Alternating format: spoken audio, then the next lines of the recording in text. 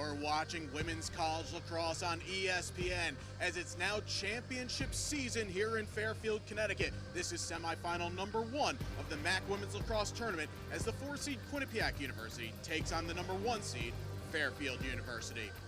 We take a look at the bracket to how we got here to this point. We had a couple of quarterfinal matchups last weekend.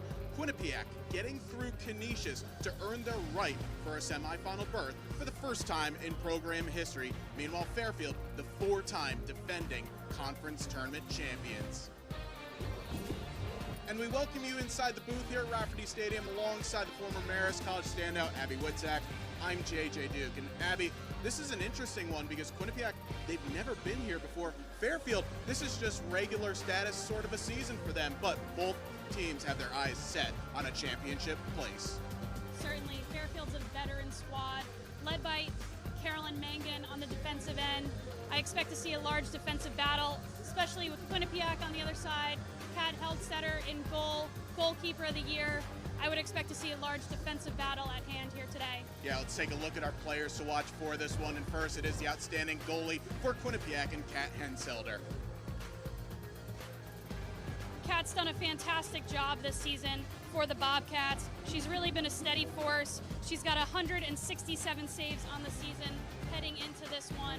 We can expect her to put up a big performance today. The Defensive Player of the Year in the MAAC, the grad student for Fairfield, Caroline Mangan, which is poised to show why this is going to be a great defensive matchup. Mangan's been a fantastic leader for the Stags defense. 31 caused turnovers on this year. She's not afraid to be physical, and she's not afraid to have the ball in her stick. Both of these teams excel on the back end of the ball, ranking inside the top 20 in a lot of major statistical categories in the country. Opening draw when we come back as you're watching the MAAC Women's Lacrosse Championship on ESPN+.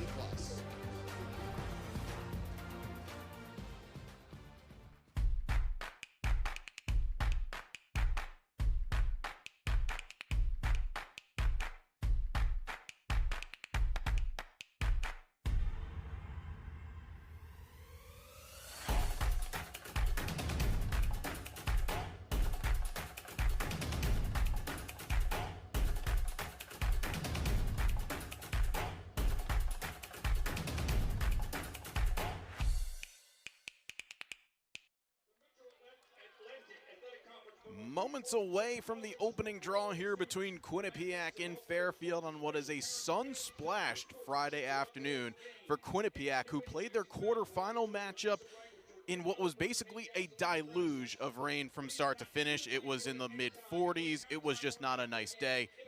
It's obviously a bit more like May weather, and actually good news, I think on Sunday it's supposed to be close to 70 and sunny, which is like all of a sudden summer from winter in a span of 2 weeks.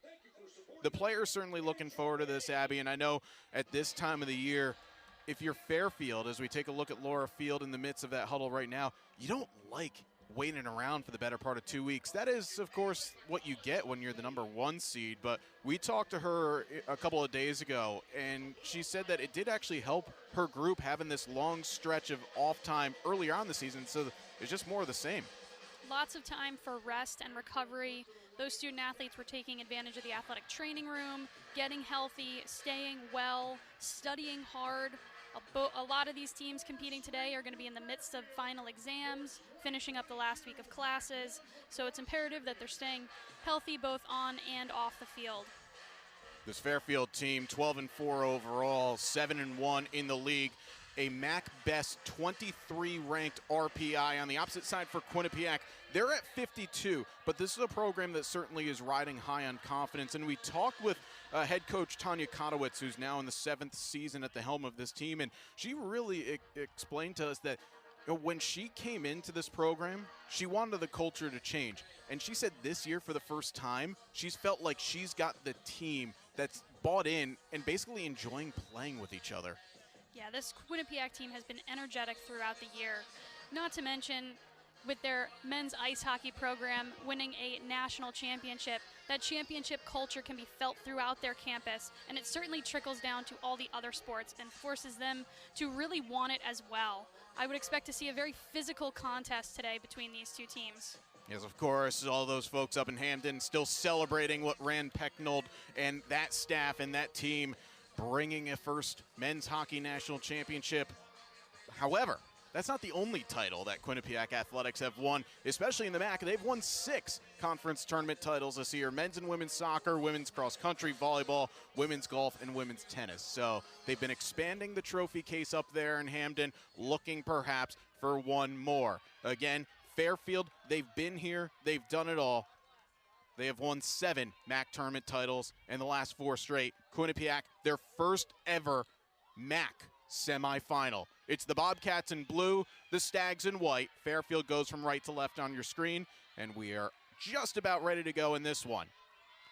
Well, it'll be an interesting thing to watch out for. This is the second best draw control team in the league versus bottom in Quinnipiac, averaging less than 11 per game. However, when these two teams met back in early April, Quinnipiac didn't have a great day at the draw, only winning 6 of 17 taken, but they took away a lot of Fairfield's dynamic riding pressure by quick clearing and playing a little bit physical when they're on defense. It is Fairfield, though, to get us going here. We highlighted a lot of their defensive prowess and individuals, but offensively not too shabby as well. They have the Conference Offensive Player of the Year, and Olivia Duty, a senior from Newtown, Pennsylvania, who currently has 57 points. And already a couple of changes, actually, to the lineup that we were originally given, at least for starters, is Amanda Kozak already on the field. Elizabeth Toludo looking for Kozak. It's behind her. Fairfield doing a great job early on, getting multiple touches on the ball, a nice pass, the shot goes wide, but great look inside, a good first take, and a great backup. That's something that Fairfield's going to run a lot. It's that timing play where you have the feeder in Duty looking for 34, has the ball right now, Ellie Greffenstedt, and then it's just quick touch finishes. There's no setting yourself up. It's just looking for that runner. That feed to Toludo a bit behind, and Quinnipiac get the turnover. And here comes Sophie Spencer, the grad student from Branford, Connecticut. And Quinnipiac getting their first successful clear. Now, when we talk with Coach Kotowitz in the build-up, really happy with how all 3 phases of the game was coming together after last week's performance. Got the work from the offense, the defense, back-to-back games, only allowing 4 goals. The draw has been there, and of course you have Henselder. We spoke about her at length in the beginning. And what's even so more exciting about this Quinnipiac team, a lot of young players, and that's highlighted by the outstanding first year in Mia Delman, who's the MAAC Rookie of the Year. Being the MAAC Rookie of the Year is certainly an incredible accomplishment. A nice high shot there, goes wide. Fantastic job getting the back up there by the Bobcats. Credit Casey Collins with the save. And she was able to tip that over the bar, the senior from Oakdale, New York. During this run that Fairfield have had, Collins has been the number 2, has had moments previously under an outstanding goalie in Olivia Conquest. But now it's Collins' moment here as that shot goes wide. In the middle from Emily Feeney. Feeney, 3 goals and an assist in the victory against Canisius last weekend. But a miscue allows Fairfield to get back possession with Haley Burns. So both teams with looks, but turnovers end the opening possession. Abby, what are you seeing from both of these teams? We'll start first with Quinnipiac defensively, because they've actually done a really nice job in that opening sequence, taking away those cutting lanes. Quinnipiac's done a great job not getting caught up on the switches. They're really working through potential picks and switches of that nature. So they've done a fantastic job communicating. It's easy to communicate early on in the game, but as the game progresses and you start to grow more tired, it's going to be critical for this Bobcat defense to continue communicating. Fantastic save. As Henselder denying Grace Slater on that timing pattern. And of course, when the communication breaks down, it's nice to have that human eraser in Kat Henselder, who currently checks in today with a goals against at 9.8.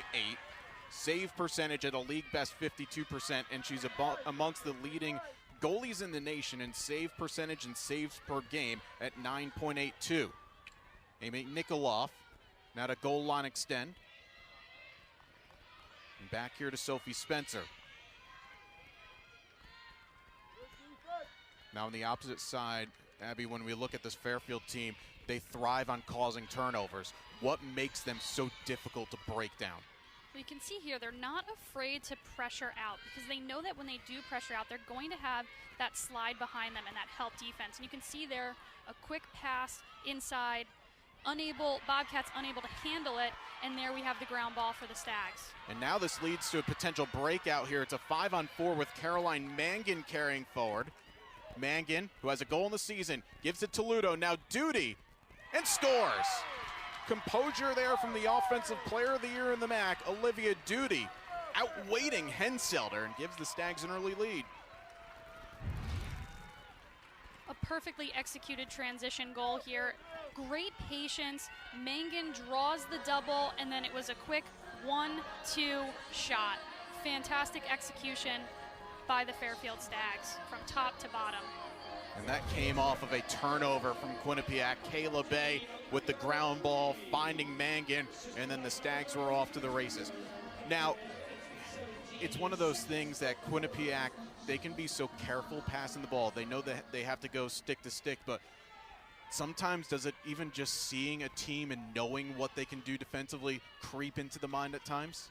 You know, it can, but biggest thing in women's lacrosse is having short-term memory. We talk about it specifically with the goalies. You can't focus on the last goal that went in. You can only focus on the next play, the next opportunity ahead of you. So that is what the job here for the Quinnipiac offense. Score 11.5 goals per game, which is 5th best in the league. Their offensive numbers are right around the middle of the conference. Where they thrive on is their defensive prowess, a 3rd best goals allowed at 10.1 per game.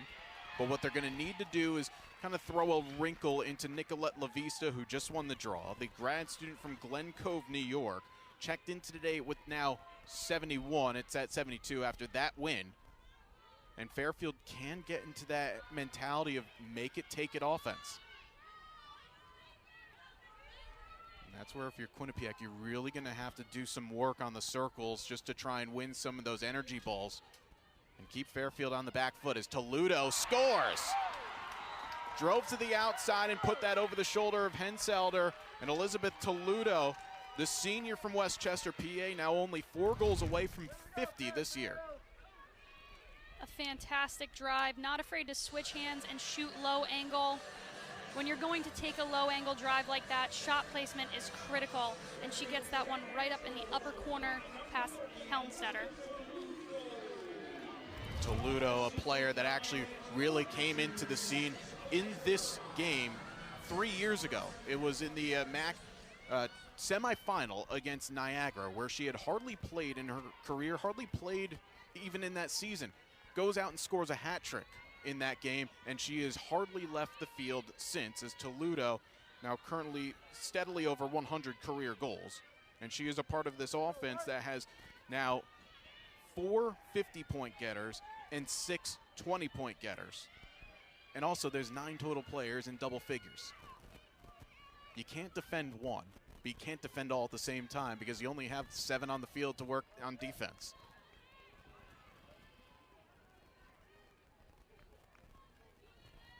Critical draw here for the Bobcats. They're really going to want to try to win this one to chip away at this lead. You definitely don't want Fairfield to go up 3. It's going to be harder and harder with this veteran Stag offense to chip away at leads.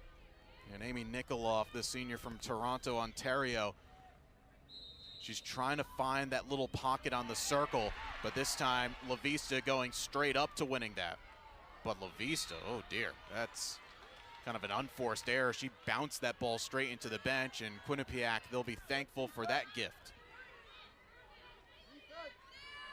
However, Mia Delmond just kind of losing the handle of it, and Haley Burns with another ground ball.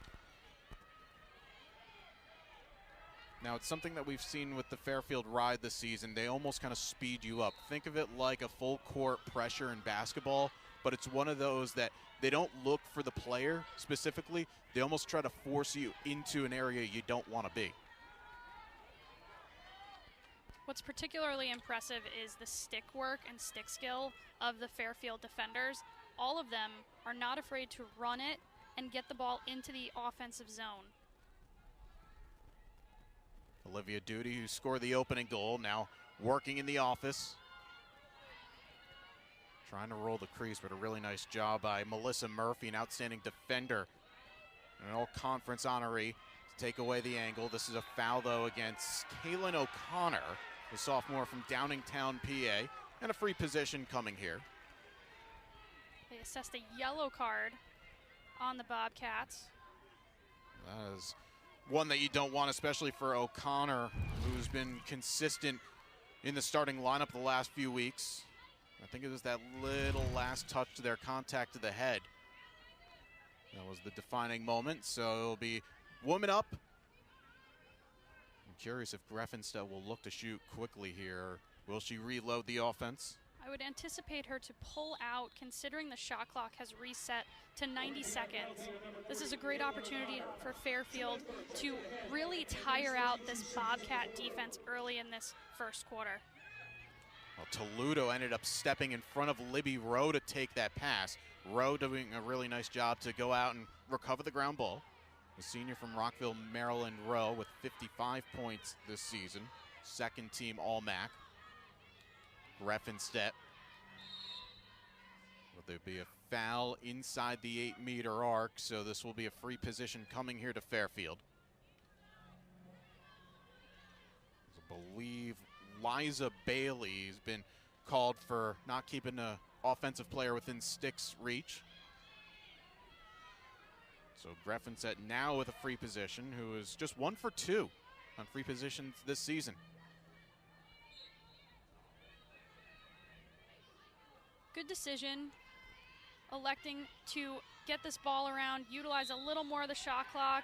Here we see a shooting space being assessed. Yes, Amanda Kozak, who is much more familiar with free position opportunities, will have a look at goal. The junior from Floral Park, New York, is 7 of 11 from the 8-meter and scores.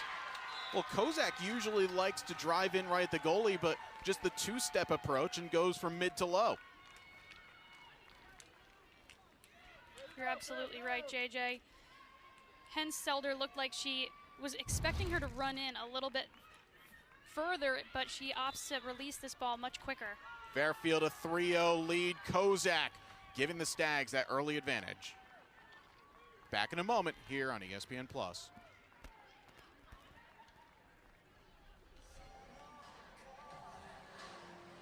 Power isn't born, it's built over time.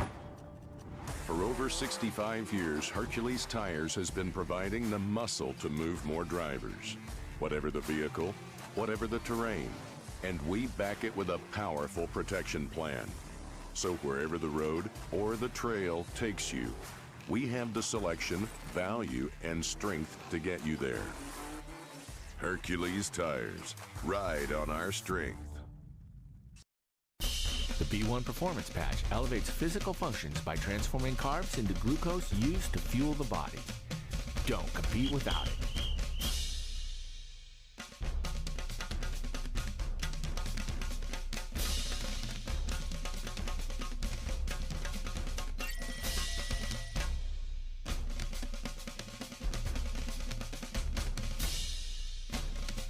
Visit buyb1.com or on social media at B1Patch.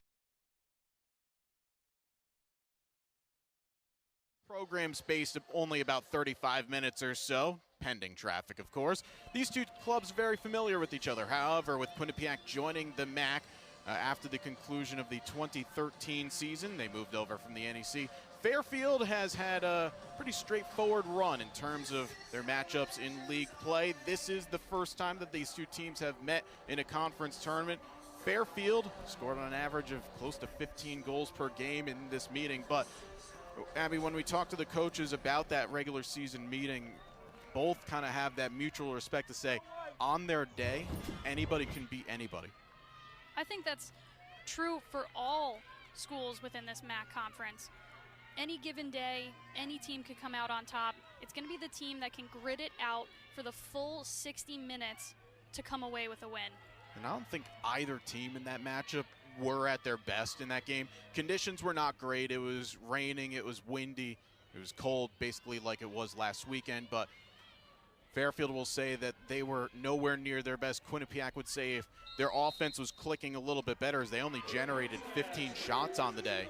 If they got a few more looks, it could have been a different finish to that game. And also, this game, while it may have happened in the semifinals, it certainly could not have been here. If this Bobcat team can clean up the draw controls, get a few more wins on the circle, and really eliminate any unforced turnovers, they can get back into this game. As Fairfield have won all 4 draws thus far.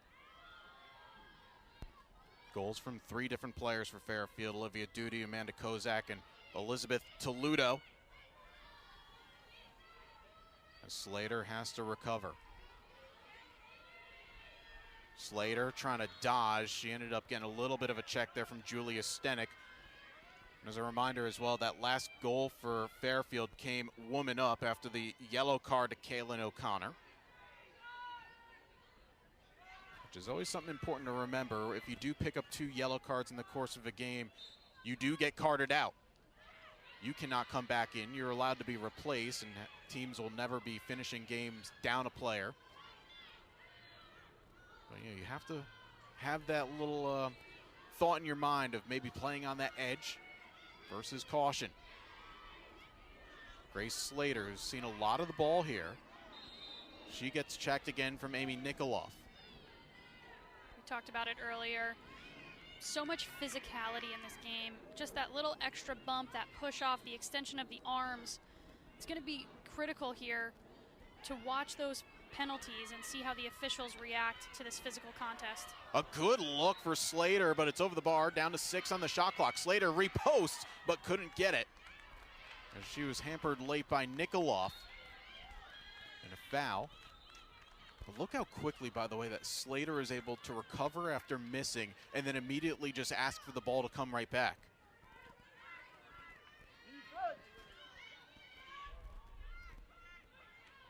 High pressure here. Taking quite a bit of time to get the ball into the offensive end for the Bobcats.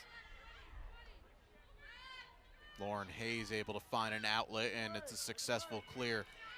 However, Caroline Mangan just doing what she does throughout the season. That's a bit of a high check there from Abby Wise. A bit lucky she didn't see a yellow card.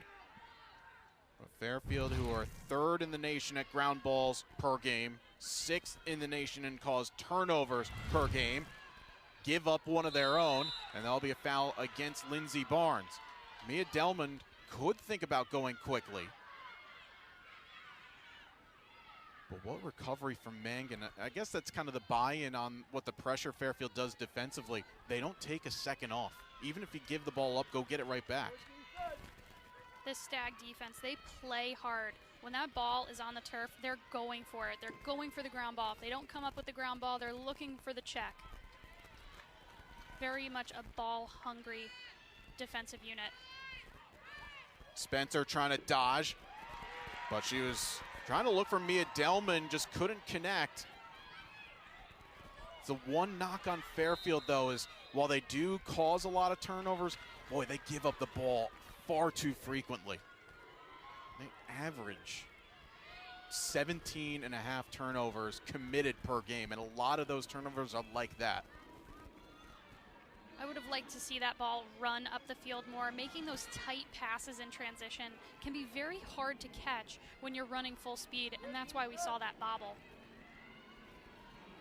So Quinnipiac given another opportunity as a push will give a foul against Fairfield. Avery O'Connell assessing it on Emily Feeney. Feeney over 40 points this season. And had that outstanding game against Canisius last Sunday.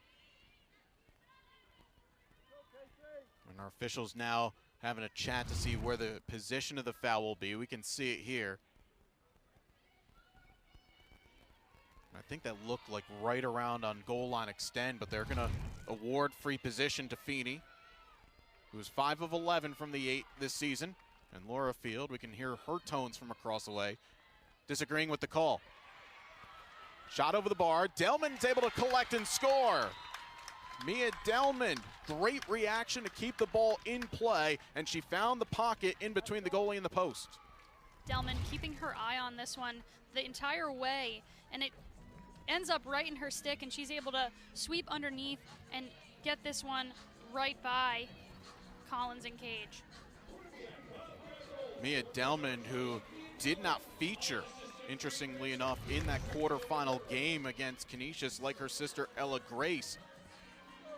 But given the opportunity back, our understanding is that there were some injuries to a handful of players in the build-up to that Canisius game, so Tanya Kotowitz electing to rest some players if available to do so. And well, now Delman, I mean, you're not fresh as a daisy at this time of the year. Teams are playing now their 18th game of the season. But if you have that chance to get a little extra rest, it's okay. We go back to the draw, where there is a change for Quinnipiac against Nicolette LaVista, who has directed all 4 previous to her team. And that will continue as she was able to get the better of Sophie Spencer. Lindsey Barnes able to carry forward, riding the challenge of Nikoloff. What are you seeing from Quinnipiac on the draw that they just haven't been able to get anything to? You know, Quinnipiac is playing a very reactive game on the draw. Fairfield is dominating not only the draw itself at the center circle, but also the players who are on the outer circle. It's very reactionary from the Bobcats. Fairfield knows where they want to be. They're talking about where they're trying to place the ball, and Quinnipiac is being forced to react to it rather than dictate it. A great stick check from behind by Melissa Murphy to influence that pass. Picked up by Desiree Kleberg. And now Quinnipiac trying to run. Not clean, though, in transition. Kayla Bay, though, kicking it to Sophie Spencer for Quinnipiac. And now Bobcats will hold. And I have to say, maybe the sticks for both of these teams just haven't dried off from the amount of rain that we've had, because nothing has been kept. Everything's just fallen to the floor. Some of it might be a little bit of nervous energy coming into this semifinal matchup. Quinnipiac, you know, they're really looking to make a statement here, get that first win over the Stags. Stags, on the other hand, they've had a long break. Collins fighting that off. Listen, I'm a person that I never blame myself. I blame the equipment. I blame the weather, the field perhaps. Can't blame this field, though. Brand new surface that was laid down prior to the start of the season. That pass way too tall, but you are right. You do sense that both of these teams are obviously up for it, but they're just playing a little out of control at the moment.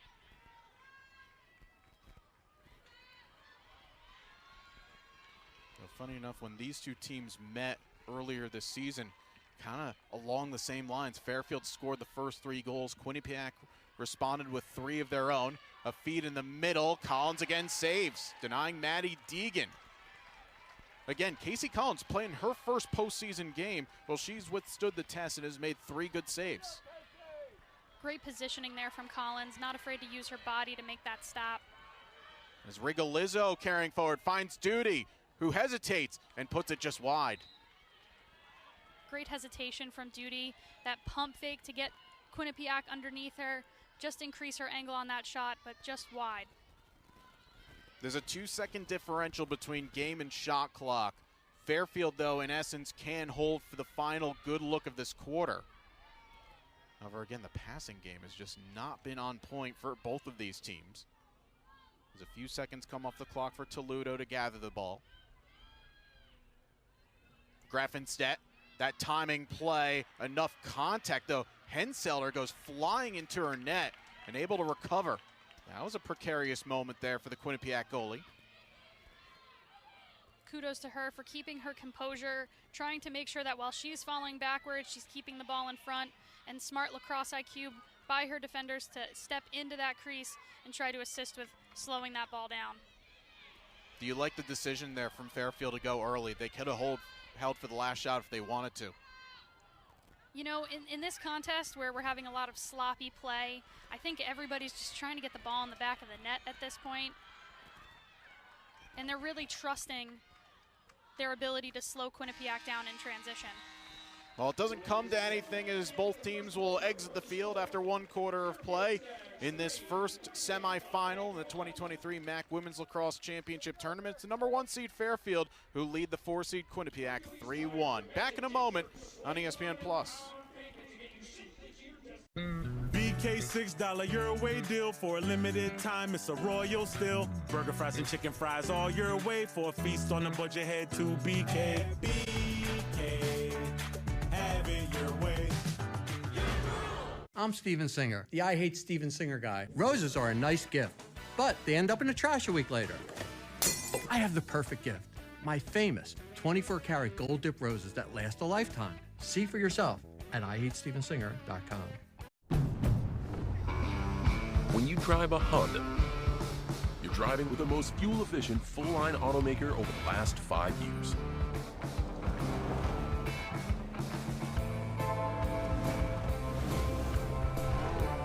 Follow your adventures in an exciting new Honda.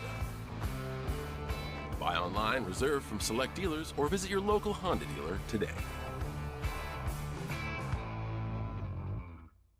This isn't Charmin. No wonder I don't feel as clean. Hurry up, Dad. You've been in there forever. I'm trying. This cheap stuff is too thin. I told you not to get the other toilet paper. Here's Charmin Ultra Strong. Ah, my bottom's been saved.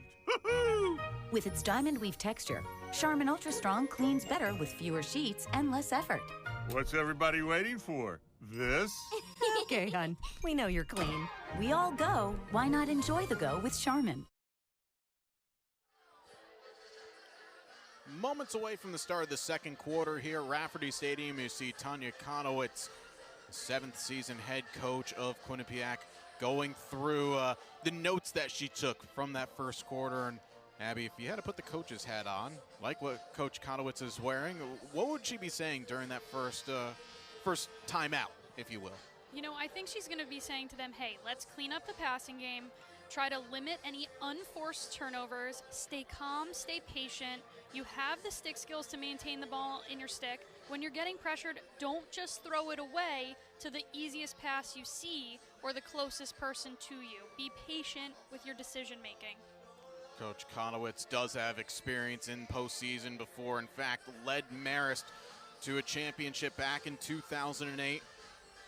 A well-traveled coach as well, previous head coach at Central Connecticut State, assistants at Yale, Hofstra, Marist, and St. Mary's, and a former UConn Husky, who are actually one of 3 Connecticut women's lacrosse programs hosting a conference championship, as UConn hosting the Big East.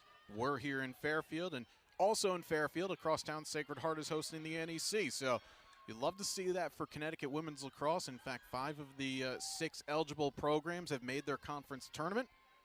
And across D2, D3, you do have a number of programs who are excelling at their levels as well. Underway here in the second quarter, the teams have changed ends. Fairfield going from left to right in your screen and continuing to win the draw. In fact, they have yet to lose one in the 6 that have been contested.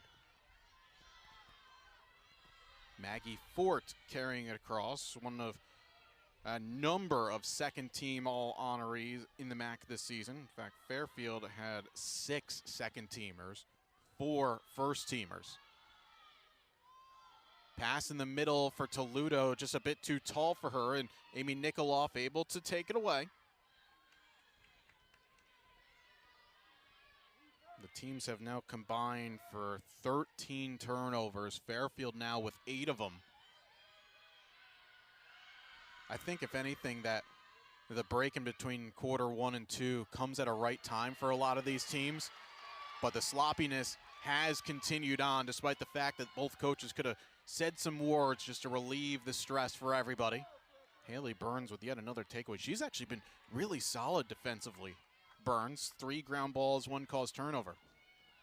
Burns, very quick, great lacrosse IQ, saw that ball in the air, recognized the lofty pass, and used her speed to get underneath it and take it away.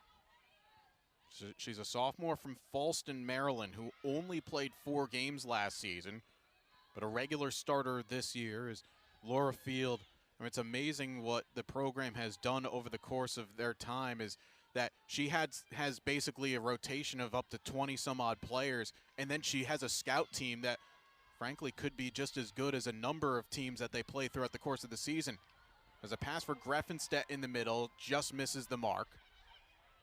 Greffenstedt excited to get that ball off. She just needs to give a second of hesitation to make sure that she gets the ball in her stick before attempting to release. But Burns telegraphed that pass, and Melissa Murphy able to read it. Murphy, who's also made a number of similar plays in this game. That's her second caused turnover. And now Desiree Kleberg going to carry forward here. Haven't really called her name a lot in this one, Kleberg, the senior from Huntington Station, New York, with 30 goals this season. Only a dozen away from 100 in her career. Actually, I take that back. She is over 100 points in her career.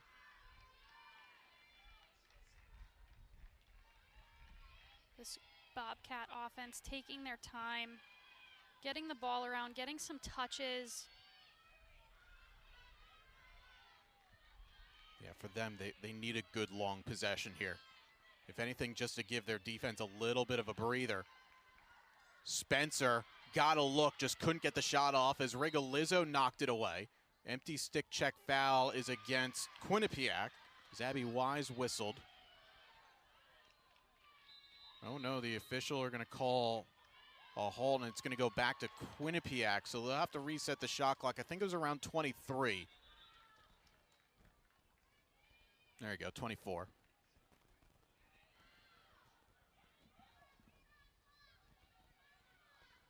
And everybody seems good with that, so it'll stay with Quinnipiac as it's Lindsey Barnes who has now been issued the foul.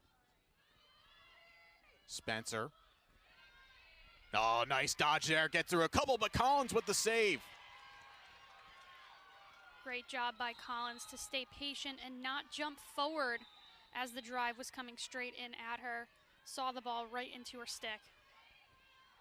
Well, everything done there by Sophie Spencer to create the shooting angle, but just put it right into the goalie's stick, and Collins now up to 4 saves.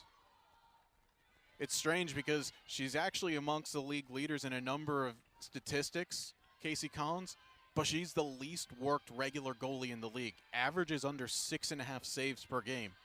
That just shows how good her defense is in front of her, but any coach, and Laura Field, a former goalie in her own right for Princeton, knows that as long as she's got the goalie that can make the saves, they're always going to have a chance.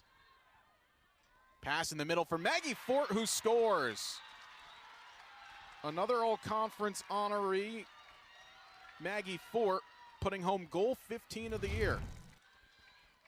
Fantastic job. Just a great pass inside, really threading the needle, putting it right next to Fort's ear. She doesn't have to really reach for it. She's able to catch it and then shoot across her body to Helmsetter's stick side. So Fort now on 20 points. This was a player that missed almost the entire non-conference season due to injury. A player who last year had 34 points, but now getting to the 20 mark, and her role is always kind of evolving. There's always new looks for her. Does a lot of work defensively, will chip in on the offensive side of things, but she's also relied a lot on the draw. And funny enough, as I say that, she's been thrown on the defensive side of the ball as Libby Rowe has joined the circle. JJ, take a look at this draw. Fairfield's really telling their outside circle players where they want them to be. And now Quinnipiac is just simply forced to react. I mean, it's fascinating to watch a draw specialist go about what they do. You know, they don't play a whole lot, but their job is to make sure they get the ball back to their team. And you're always going to watch La Vista in this situation.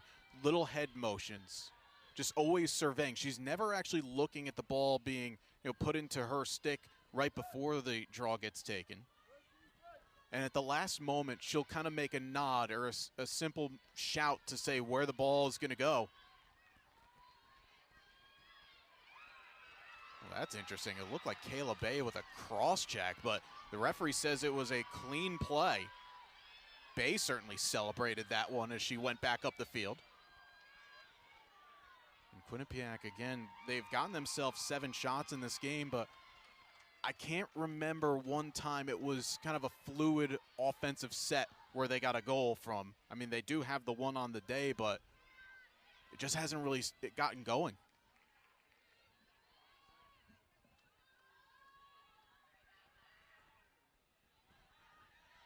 As head coach Conowitz has always been talking about how she wants all 3 phases to work, and while the offense hasn't been going, the defense is not stopping the likes of Olivia Duty. That's her second of the afternoon.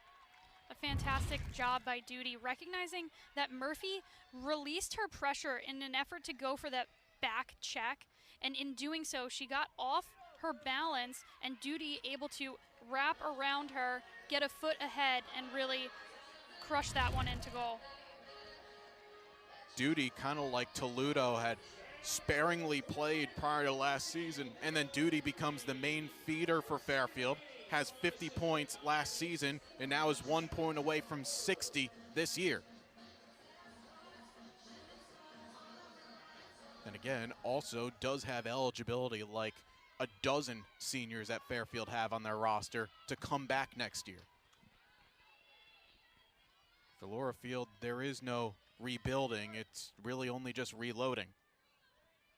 And that's without adding transfers. I think that's kind of the scary thing, is they don't look into the market, they develop their players.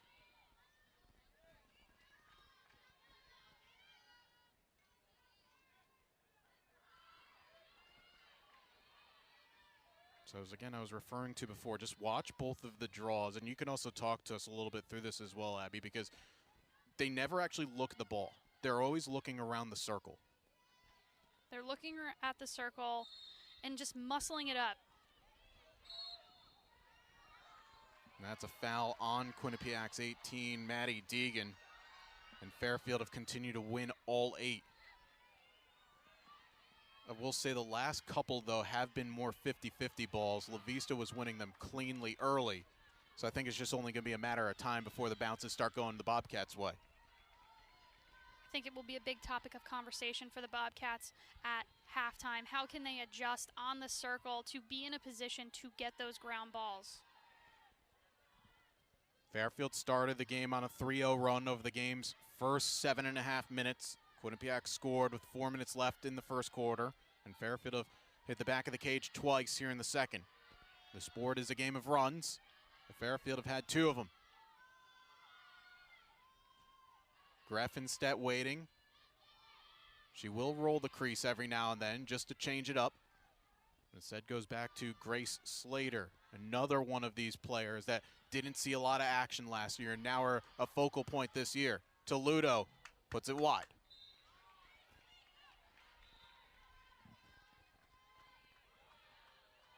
Down to 20 seconds left in the shot clock. Quinnipiac could use a stop here as Kat Henselder has only saved 1 in the game. Duty down to 10. There's Greffenstedt who posts up and scores. Great job by Greffenstedt, recognizing that the shot clock was winding down. Once she did get the ball in her stick, she was going to need to release early, and she does just that. A quick one-time right into cage. When we talk to Laura Field a lot about a number of the intricacies of both their offense and their ride, it wasn't so much that, it's extra work being done in the weight room or more reps that you've had in practice. She said plain and simple, these groups of players, the seniors and the grad students, they've all just now gotten enough reps throughout the course of their career that it's second nature to know where each other are in the field, whether it's the ride, whether it's setting up the offense, and a lot of the goals that Fairfield have scored, they're just all timing plays. When you're Fairfield, you've been here before. You're used to the pressure. You're playing on your home turf. So many of those factors come into play here during championship weekend. Fairfield out shooting Quinnipiac 12-7 here in this first half. And it's not like Fairfield have been very efficient to their usual standards of putting shots on target. It's only 7 in the game. usually, in terms of shots on goal, they're around 75%. In fact, some days a little bit higher when you're looking at MAAC games. But they're finishing. Caroline Mangan with another draw control. Boy, she's done a little bit of everything today, Mangan. And she takes a cross check and stays down for a moment, but this is going to be a yellow card. That'll be assessed to Emily Feeney. That's the second yellow on Quinnipiac here in the first half. We talked about it at the top of the broadcast, a very physical game. Quinnipiac getting a little bit frustrated, not able to win a draw yet in this contest. I mean, you spoke about how this is a game of short-term memory and you have to forget what has happened in the past, but people are human at the same time. There has to be a little sense of frustration that Quinnipiac, every time a goal gets scored, it's almost automatic that they're going to be back on defense. Certainly frustrating. You know, you got to hope that this defense is going to step up. They're going to really embrace any caused turnover that they can find, any goalie save that they can get, and celebrate those little moments on the defensive end. And Amanda Kozak will have a free position. Pretty much at the exact same time she had a look back in the first quarter on Woman Up. Now a chance from the 8-meter to try to extend her team's lead to 6, as we've just gone past the halfway mark here of this second period. Kozak from free position, close to 70%. But Henselder makes a save. It's a rebound, and Maggie Fort comes away with it. And you see all the way across, Jen Pareto, the assistant, putting the big old stop sign to say slow down and reset. Great save by Henselder. Just a fantastic job seeing that, recognizing that she wasn't going to run it in and was electing to shoot from far out. And now Slater will get a free position. For Henselder, that does give her a little bit of confidence coming up with that free position save. I don't think you're really going to have more than what it was on that rebound. You're just hoping that your defense comes in to scoop it up. As now Slater on free position. She'll drive in, and Henselder equal to it again. Back-to-back low shots from the Stags. Henselder doing an excellent job reading it, seeing it, recognizing she's got to be patient as they continue to try to burn off this penalty time. Yeah, there's about 50 seconds left on Woman Up.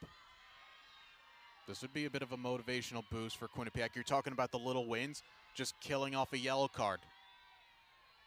You may not get a goal from it afterwards, but just getting a stop, that can help you.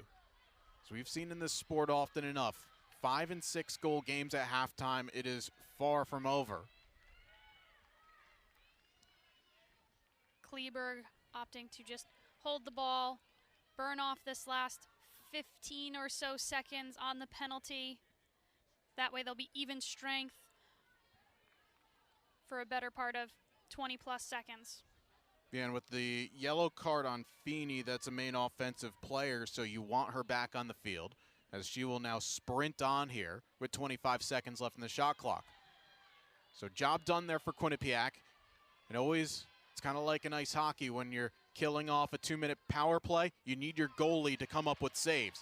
However, Casey Collins with another stop and a lovely find for Julia Rigolizzo. Rigolizzo, a sophomore defender, someone that loves to start counterattacks here, and that's a great find to Duty, who scores. I should say the junior Rigolizzo combining with the senior Duty, and it's from back to front, another transition goal. This Quinnipiac defense got caught ball watching, and as a result, Henselder stepped up and tried to pick off the pass, and unfortunately isn't there in time. Duty with her third goal of the game. Fairfield up 7-1.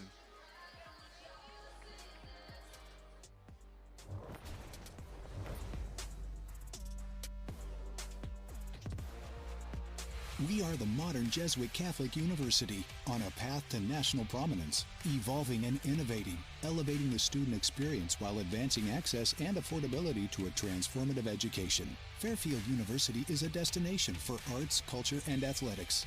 a community committed to excellence in all things with an unceasing spirit of inquiry, embracing faith and reason, pursuing truth with a generosity of spirit. Together, we work to form men and women of purpose. As one, Fairfield.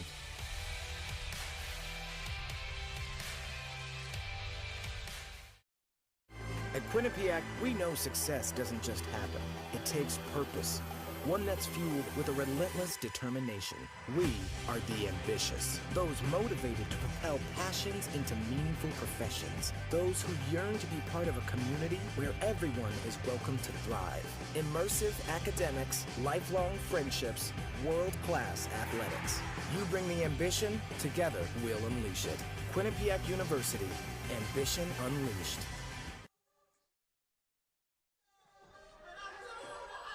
Laura Field, well, she doesn't show emotion. That's not her game during games, but in her 8th season at the helm of the head coach for Fairfield, has been with this program for nearly a decade and a half, and the 2023 MAAC Coach of the Year. And when we were going over the conference major awards, Abby Witzek, you were surprised that this was the first one for her. Absolutely surprised. She's done a fantastic job with this Stags program.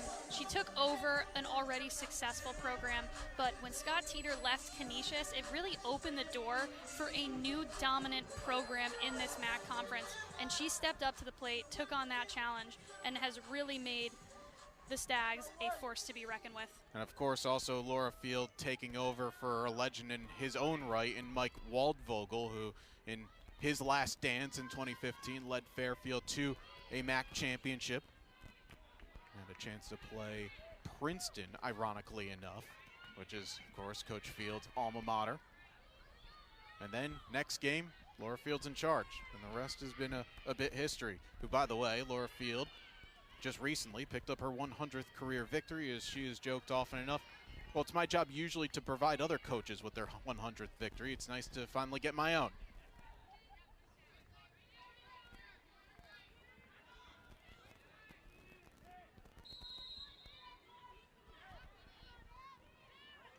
Oh, and we're seeing potentially the first Quinnipiac one draw of the day. Well, we did. We just got a foul right after, but at this stage, Abby, 5 minutes ago, you talked about the mini goals for Quinnipiac. I'll even dive it a bit further right now. If you can string together 2 stops, get yourself a goal or 2 during that to finish out this half, it's the little pieces of confidence. You want to end the quarter, get into that team talk the way that it's meant to be. So if Quinnipiac can get some stops defensively, or if they get some goals and win draws, then life is going to be good for them. Again, this sport, there's nothing that's done until the final whistle. We've seen crazier things happen. Even leads as many as 8 get evaporated at some point during the game. I'd love to see this Quinnipiac team get 2 or 3 more on the board. It would be a huge difference for them to go into the half. 7-3, 7-4. However, Rigolizzo influencing an errant pass, and Haley Burns able to take it away.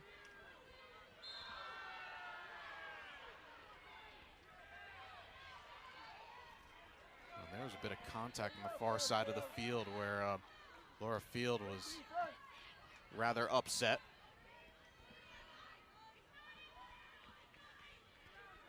She wanted something more than just a foul, but it'll be Fairfield possession nonetheless. Greffenstedt is looking for the quick feed. Doesn't have an assist on the day, just quite yet. Does have a goal, though. As Fairfield have spread the goals amongst 5 different players, with Olivia Duty, who's usually a feeder in her own right, with a first half hat trick.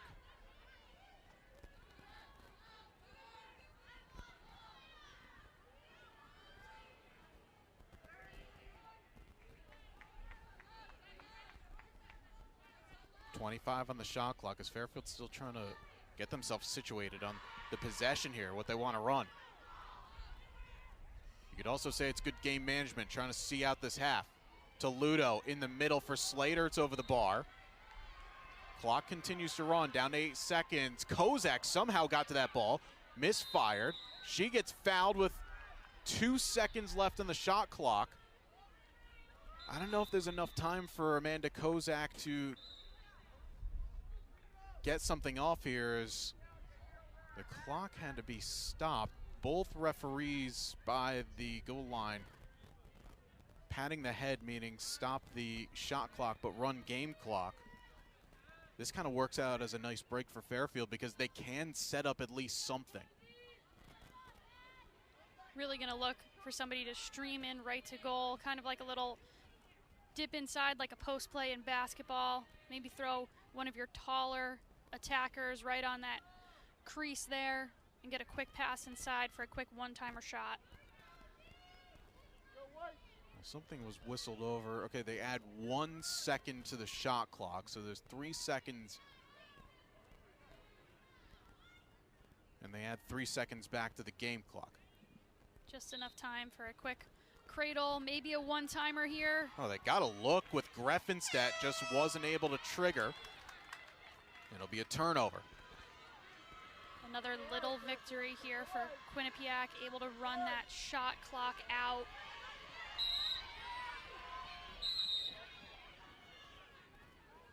And a successful clear for the Bobcats as well, as currently they're clearing at 7 of 8. Fairfield won't be, of course, pleased with an empty possession, but again, if you want to just manage out the rest of this first half, make sure that you don't allow their opponents to gain any momentum. Only took 90 seconds off the clock. Oh, good work in the middle, but Collins with another save. Once again denying Mia Delman, but it's a turnover right back. Spencer lost the handle of it. Well, Fairfield dodging about 2 bullets in that sequence. First, Delman getting left wide open on top of the crease, and then a turnover 8 yards from goal. A little bit of a rookie mistake by the Rookie of the Year in Delman, but that's a big mistake there from Maddie Deegan, as after a foul gets called, she nearly spiked Caroline Mangan by throwing the ball down. We'll take a look at this here, and if you're talking about frustration, keep it running. That's dangerous. Really letting the emotion of the game get to her there. Situation like that, she really needs to keep her composure and not let the pressure get to her. Interestingly enough, they only call a 1-minute green card penalty and not 2 minutes.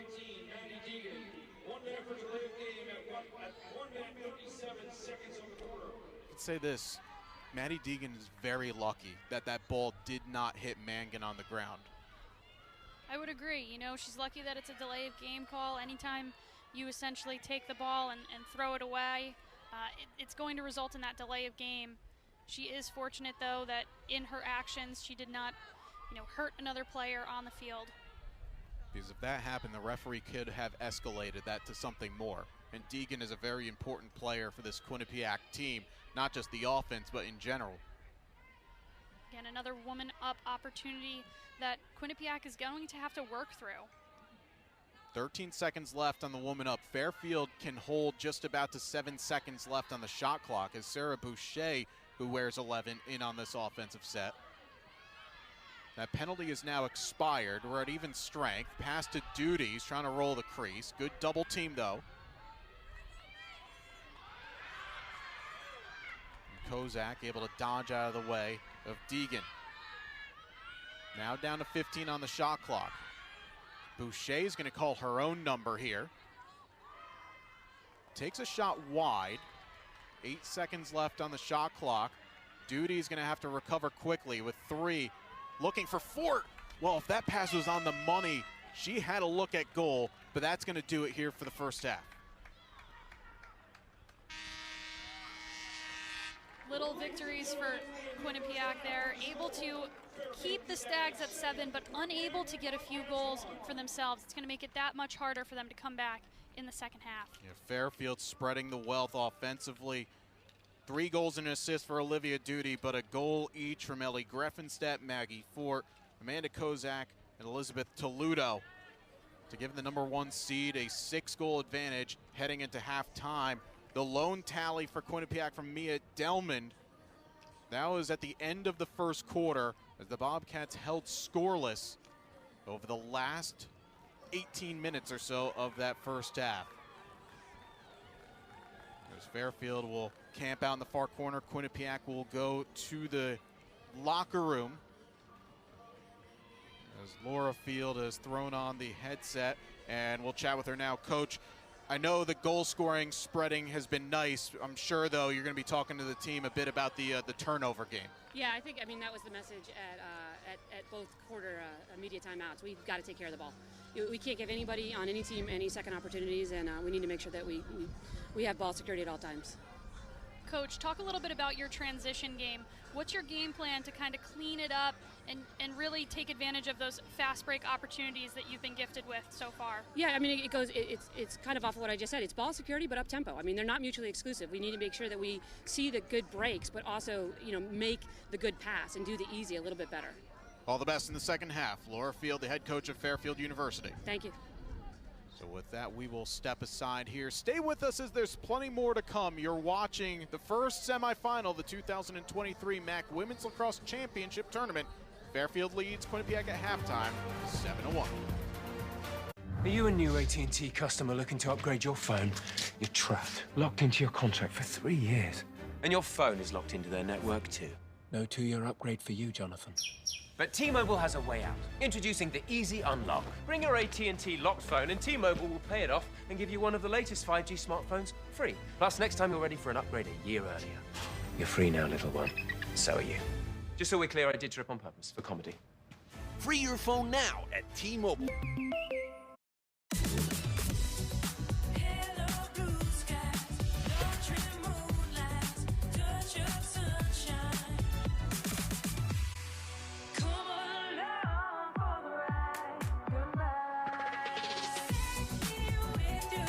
It's your journey. Own every mile in the Hyundai Tucson with America's best warranty.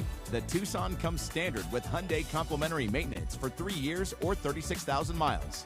Visit your local Hyundai dealer today.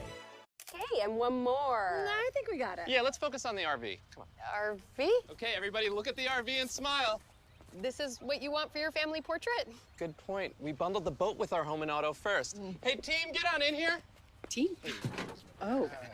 Fun. Now everyone say 24/7 financial protection with Progressive. 24/7 financial protection with Progressive. Okay. Let's get some singles and me on the bike. Honey? Yeah. I'm Steven Singer, the I Hate Steven Singer guy. My famous 24-karat gold dip roses are the perfect way to remember special moments across a lifetime. See for yourself at IHateStevenSinger.com. If you choose curbside when you order ahead in the McDonald's app, you won't have to wait in line when you get here. Genius. Here you go. Thank you. Order ahead in the app to save time.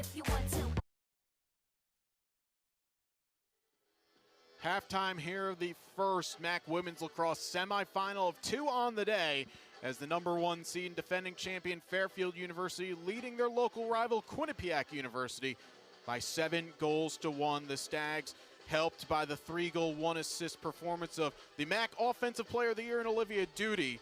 Quinnipiac getting some late stops from the goalie of the year in the league, Kat Henselder, but head coach Tanya Kotowitz is hoping that her team can come out with a little bit of fire and get back into it, as the third quarter is just a few moments away. You are watching, again, the MAAC Women's Lacrosse Championship here on ESPN+.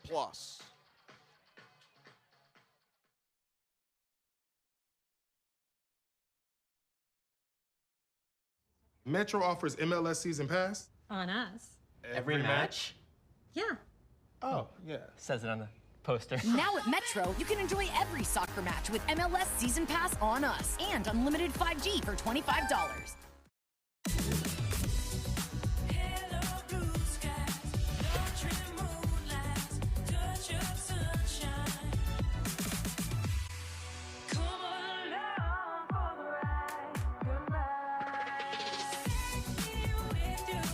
It's your journey. Own every mile in the Hyundai Tucson with America's best warranty.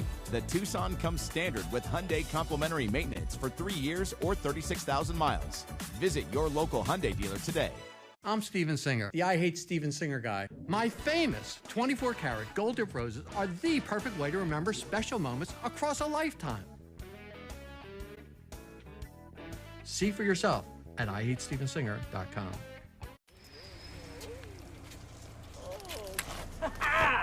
It was me the whole time!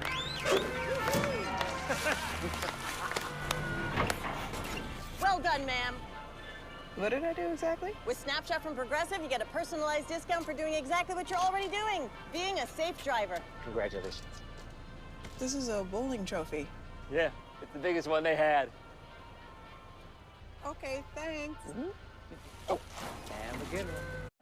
Choose Counter when you order ahead in the McDonald's app, and you can skip the line and get your food faster. Well played. Order ahead in the app to save time. When you drive a Honda, you're driving with the most fuel-efficient full-line automaker over the last 5 years. Follow your adventures in an exciting new Honda. Buy online, reserve from select dealers, or visit your local Honda dealer today.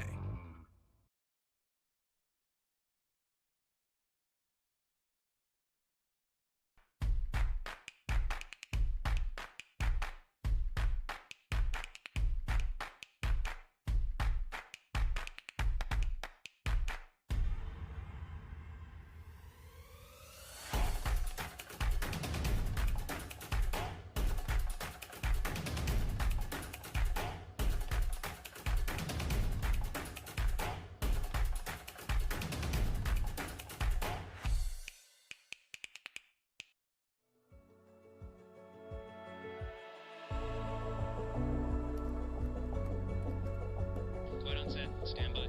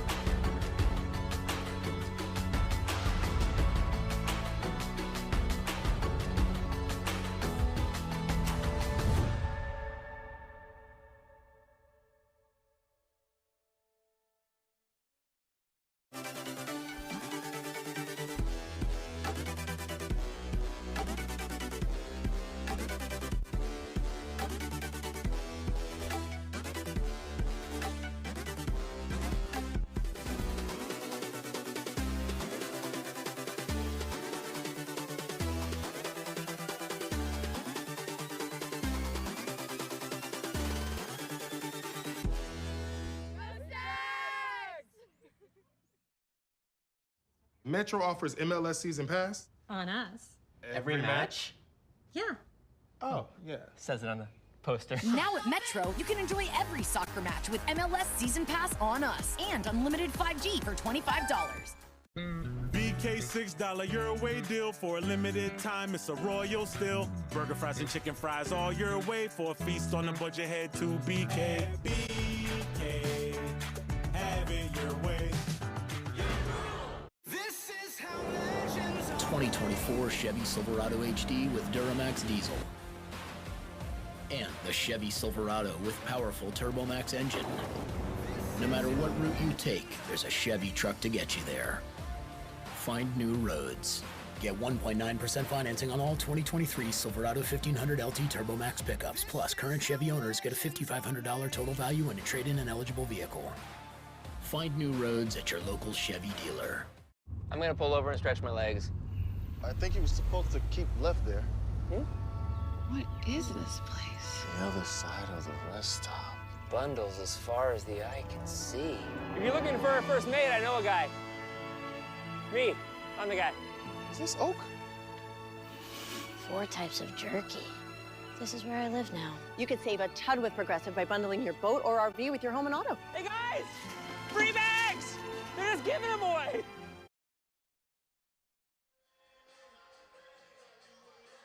Welcome back here to Conway Field at Rafferty Stadium on this lovely Friday afternoon. Fairfield, the #1 seed in the conference tournament, leading 7-1 at halftime. Again, the winner moving on to Sunday's championship round. Alongside Abby Witzak, I'm JJ Duke. Take a look back at your first half highlights here, Abby. And, well, the early goal from Mia Delman to stop what was a 3-0 run for Fairfield, but the Stags have just been persistent on getting to good scoring areas. Kat Henselder making some saves, but it was the Fairfield offense that carried the run. Yeah, the Fairfield offense has been a dominant force in this first half. Between the lines, coming up with some caused turnovers, intercepting the passes, and then ultimately just putting on a show offensively. Olivia Duty with 3 goals and an assist, and 4 other players with 1 tally in that first half. That was the capping goal from Duty. And also in that beautiful transition move to get herself 1 right before the end of the first quarter. Taking a look at the first half stats. Fairfield leading in shots 17-9, but it's the draw control that has certainly been an aspect of the game thus far. And in fact, nicely leads us now as we see that Quinnipiac head coach Tanya Kotowitz is on headset. And as we bring you in, Coach, on the draw control right now, what is the big thing that you're telling a team to just kind of muck it up a little bit and get a few more restarts? You know, I think we just have to get a little more physical. We figured it out finally. Now it's just about creating the opportunities with a little more physicality, a little bit more strategy, and making sure we find the right people for it. Coach, when you had the ball in the offensive end, there were quite a few bobbles. Would you attribute that to nerves, and what was your message to the team at half? You know, I think it's just about, it's another game. And yeah, we might be here for the first time, but we don't have to look like that. And so we said another 30, do what we do every day at practice, and take care of the people that have the same name on their jersey, and don't worry about the other stuff. All right, Coach, all the best in the second half. Thank you. That was Quinnipiac's head coach, Tanya Kotowitz. As again, just look at some of the images that we have going here at Fairfield University. An outstanding job by our crew here, as always. In fact, I'm still waiting for that drone to come across so I can even get it for the social media on our end. But Abby, I mean, Coach said it perfectly. This is a Quinnipiac team that they're not used to this situation, but you have to find a way to mentally treat this game as if it is any other. I know it's difficult, but you have to find a way to do it. You have to find a way to do it. It is a younger team. You know, they do have the Rookie of the Year in Delmond. It's important that they don't, you know, harp on that too much. They just put the first half behind them, really work to erase this draw control stat, earn themselves a few more possessions to try to chip away at this Fairfield lead. The winner of this game will face the winner of our second semifinal between the 2-seed Siena, 3-seed Niagara. That game will start no earlier than 3 p.m. It's Fairfield and the white jerseys going from right to left on your screen. As we're underway, and Fairfield continuing to keep on going on the draw as Libby Rowe, I don't think she recognized the fact that the teams did switch ends as she was starting to go the other way and looking for a set on the offensive side.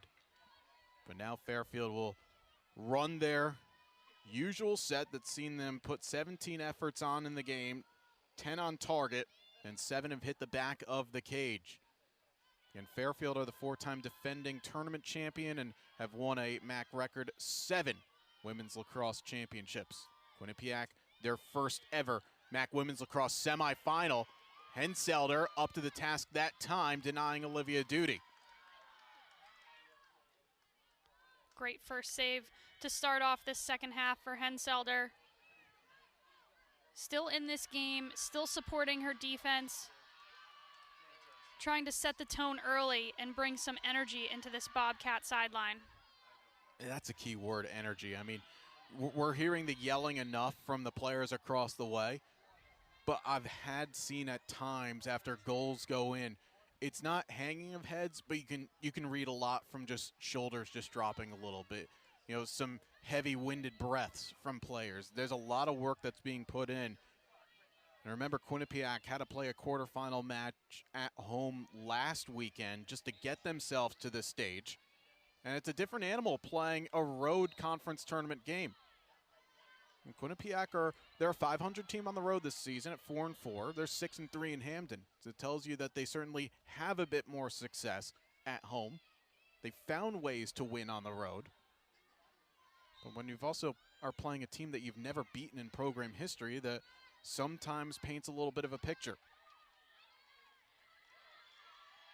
Amy Nikoloff dodging past 2, but not able to get past Lindsey Barnes. Desiree Kleberg. Collins with the save. There's a collision, though, between her and Mangan. And Caroline Mangan down on the ground. Something that you don't want to see if you're a Fairfield player, but she's quickly gotten back up.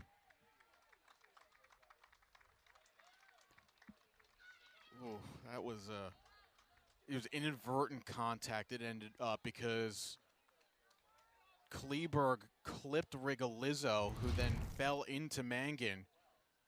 And people familiar with Fairfield women's lacrosse, they'll know that Mangan, after an outstanding first season in 2019, played one game in 2020. It was the first, and tore her ACL. Of course, because of the COVID season, she got the year back anyways. But that's something that you don't want to have happen if you're Fairfield. Hopefully she can just take a moment, walk it off, and get herself back on this field, as she really is a leader on the defensive end, both in her play and in her voice. As athletic trainer Mark Ayotte is currently going through the assessment. And maybe if anything else, for Fairfield, it's a chance to say, okay, you know, you're not thinking about resting players, getting them ready for the final. But a player like Mangan, who does play a style of lacrosse that tends to, you know, have a bit of physicality in there, maybe having her miss a set or two is not the worst thing in the world.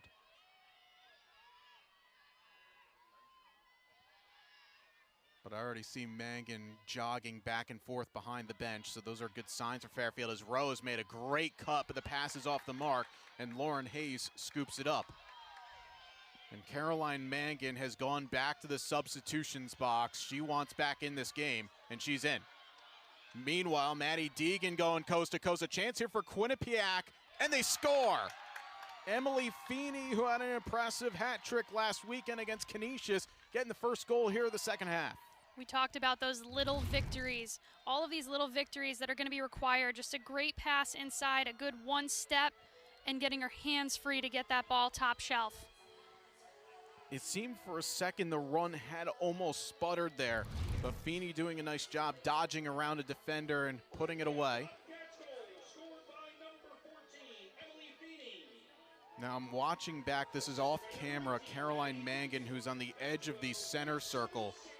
She's really flexing that right leg of hers, almost trying to just like kick whatever it is out of it and get herself back. She did sprint on the field during that transition opportunity, but didn't really have a chance to recover where the play had already gone past. We'll be keeping an eye on her movements.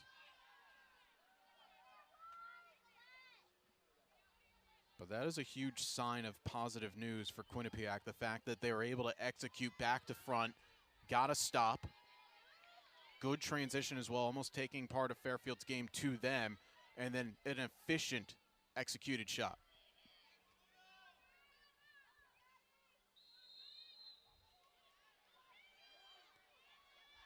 One of the first really high and wide draws we've seen today. As Delman wins it, Abby Wise goes quick, 2 for 2. Well, that's how you run it. That's why no lead is ever safe. You can win a quick draw. 1 and 2 passes ahead, you're off to the races. Just great decision, trying to draw the Fairfield defender to her as Delman passing it off, and an excellent placed shot. Abby Wise, sophomore from Massapequa, New York, getting her 16th goal of the season. About half of her goals this season came against league opponents, when as many as 4 in a victory to Marist back on March the 25th. These high and wide draws might be the key to success here for the Bobcats. Let the girls who are behind the restraining line do the work and potentially pick up a ground ball. And also notably, The draw is forcing Amy Nikoloff basically to the edge of the circle and forcing Mangan to make choices for Fairfield, but Mangan able to win it. She's now going to run into a triple team, and Wise able to knock it away. She's getting fired up down there, trying to get her team back in this game. Fantastic job by the Bobcats to really converge and pinch Mangan onto the sideline, and good patience there by Wise and waiting for the right opportunity to execute the back check.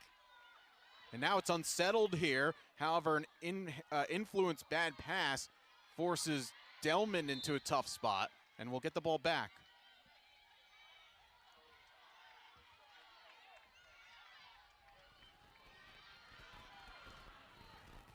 It's kind of funny, by the way, or fascinating, if anything else, where if a team spots a key player who picks up a little bit of an injury, how all of a sudden the ball just happens to find that player's area. He's Mangan, who got knocked down a couple of minutes ago game time. She's had 3 or 4 plays to make, and players are converging on her.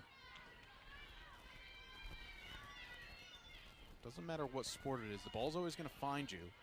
As Toledo trying to round the edge. Good covering by Deegan to not allow a shooting space. Duty going to roll the crease. She's met, finds Libby Rowe. Rowe scores from such a tight angle. Libby Rowe going top corner. Libby Rowe pump faking high, looking to draw the shooting space, doesn't get it, continues on with that angle, and it's a low angle shot, but it's a perfectly placed shot. Another goal scorer here for Fairfield is Rowe, who had 15 goals against league opponents, but now 32 on the season. And in fact, that goal, she's now bettered her point total from last season. And Rowe, a player that basically was in and amongst every major offensive piece for the Stags years ago. Basically just the long route of saying that she's played a few less games than she has this time last year, has already bettered herself. And again, another player that has eligibility to come back next year.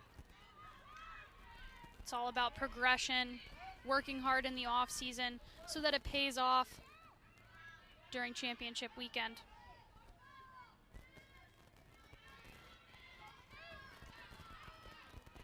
Draw battle right now, 11-2 in favor of Fairfield.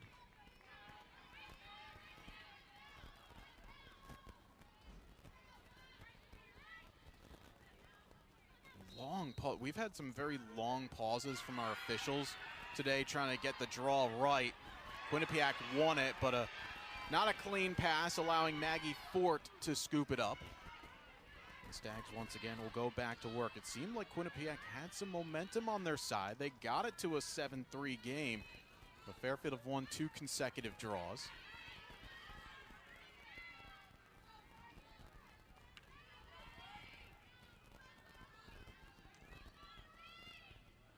This is something that we don't really see too much from the Stags. They don't slow the ball down all that often. I know they're getting their sequences right, but they're a team that usually goes straight from the jump. Grace Slater getting a look on top of the crease, forces it wide. It's a great pass inside. Greffenstedt was tied up, however, that ball doesn't get out of the zone, so Rowe will recover.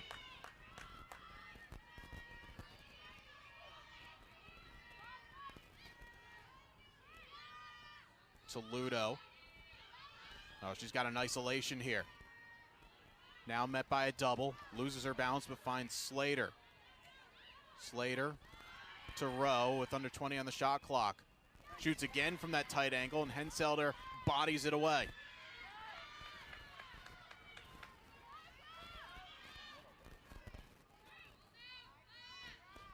Now, something that we haven't seen a lot of, Abby, is turnovers in this against this Fairfield ride in dangerous areas. Usually if there is a turnover, it kind of comes in this part of the field. So you have to give Quinnipiac a lot of credit where they haven't allowed Fairfield to kind of do what they've done in the course of the season. Quinnipiac is playing their game. They're just not they're not cashing in offensively. Credit to Quinnipiac to start this second half. They've really cleaned up their stick work. They're making smarter decisions when it comes to passing, especially in transition. For those that are a little unfamiliar, what I was alluding to is that Fairfield, they've kind of prided themselves on their pressure riding from their attackers as Collins making the save. The Stags have caused 8 turnovers today, but pretty much all of those have been inside their own defensive third of the field. They've won a number of key battles throughout the season, kind of where Rigolizzo's just crossing the line right now with the work of Greffenstedt and Toludo and Duty riding. And then they just get quick fire goals. That's how they've put away a lot of teams in conference play this season.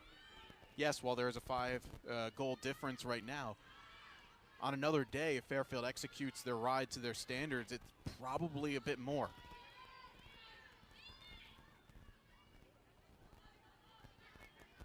This Quinnipiac defense really sunken in. They're playing right on the 8-meter arc. Dodging from Toludo, goes back to Kozak. That is a brilliant team goal right there. Toludo with a little look off, draws 2, finds Kozak, and the Stags back up by 6. Fantastic flip pass there to start the play. Draw in those Quinnipiac defenders who jump the ball. 3 of them jump the ball, creating that open space and perfect execution on the shot. Fairfield extending their lead here. Amanda Kozak getting her 2nd goal of the day. Great job by Kozak. Yeah, and that's what Fairfield will talk about back in a moment here from Fairfield, Connecticut. We are the MAAC Student Athlete Advisory Committee. Together, we use our voices to influence the needs of student athletes. Driving awareness for causes near to us, like gender equity, social justice, and suicide prevention. We strive to make an impact at our institution and local community. Though our mascots and colors are different, our mission brings us together in unity. We strive to create an impact at our institutions and surrounding communities. Together we are MAAC. We are more than athletes. We strive to create an environment where student athletes feel comfortable speaking about their mental health struggles. Suicide is the 2nd leading cause of death for teens and young adults ages 10 to 34. 25.5% of adults ages 18 to 24 are having seriously considered suicide this month. Let's eliminate the stigma where asking for help is a sign of weakness. Let's talk about it now so we don't regret it later. You are not alone. Call 988 if you are experiencing a mental health crisis.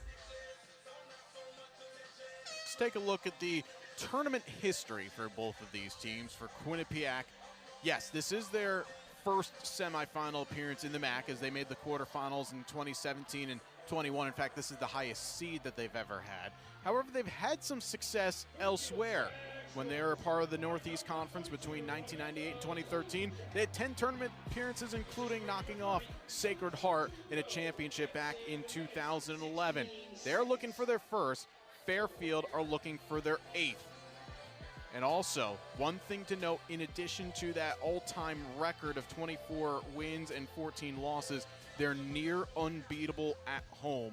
And in fact, since Rafferty Stadium was built back prior to the start of the 2015 season, they've never lost a playoff game at this facility. Home field advantage in every sense of the word. In fact, Fairfield at home, just in general at Rafferty Stadium, they're 50-23.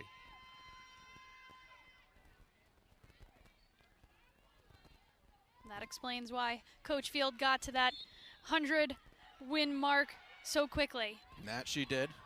Not all wins here at Fairfield. Was the interim head coach for a season at Yale back in 2008, won 11 games that season. The Yale Bulldogs actually will be in action a little bit later on today in the Ivy League tournament down in Philadelphia. As there are previous histories with both of these head coaches as they're before Yale assistants. And again, as I mentioned, 5 Connecticut teams playing postseason women's lacrosse. Of 6 that were eligible to play in a conference tournament. UConn starting their Big East tournament in just a little bit, as is Yale, Sacred Heart, advancing to their conference final, which will be tomorrow, just across the way. Comes back to Sarah Boucher, who saw a bit of time offensively at the end of the second quarter. Now to Maggie Fort. To Ludo. Under 30 on the shot clock.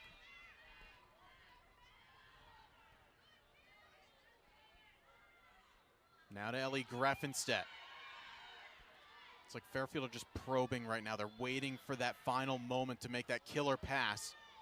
And if it's not on, Duty will just do it on her own. Trying to roll the crease. She does. Henselder with the save. But Maggie Fort with the ground ball off the rebound. And now this possession becomes even longer.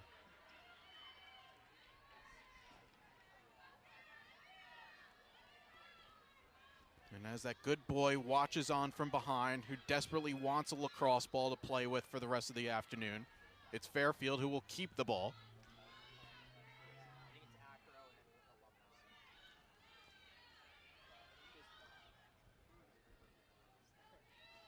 Fairfield really working the ball around, setting up their plays, but also taking some time off the clock, really making this Quinnipiac defense work. I mean, we are a bit away from game management as Greffenstedt turns it over. Great pressure by Kaylin O'Connor to win it back for her team. But yeah, even that, you turn it over, that was 2 minutes that came off the clock. That's a long time. 2 minutes that came off the clock, 2 minutes that Quinnipiac had to play tough defense. And also the demoralizing fact that when your goalie makes a good save, denying Duty from close distance, and then you can't get that ground ball. It's just more work. Game 18 of the year for Quinnipiac. You know everybody's really kind of going on borrowed time in the moment. You have to find that wind as Collins making a save. Again, in her postseason debut, 9 saves. Collins has done a fantastic job this afternoon, especially reading those shots that are coming with a quick release and from a bit of a further distance. Amanda Kozak. Oh, how about that, by the way? Well, it almost worked out to be a perfect hockey dangle, trying to put it through 2 defenders' legs, but it's a 3-on-1 now for Quinnipiac. Can they cash in? Delman has an option to either side, and the Bobcats score. I mean, that's how you run a fast break right there. Abby Wise, her second of the second half. Delman here making a veteran decision.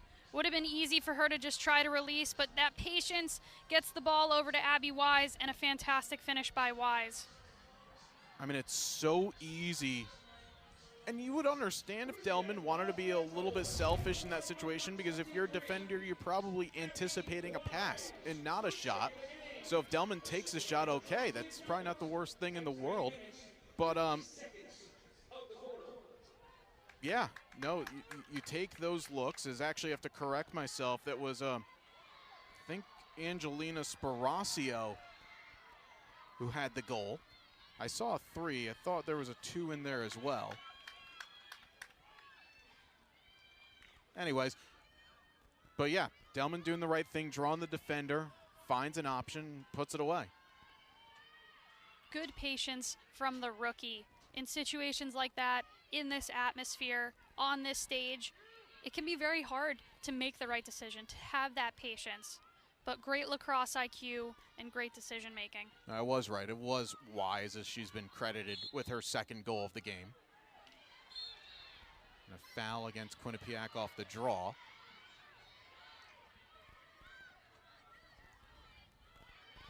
Now we're starting to enter the final stages of this third period. And an offside against Quinnipiac.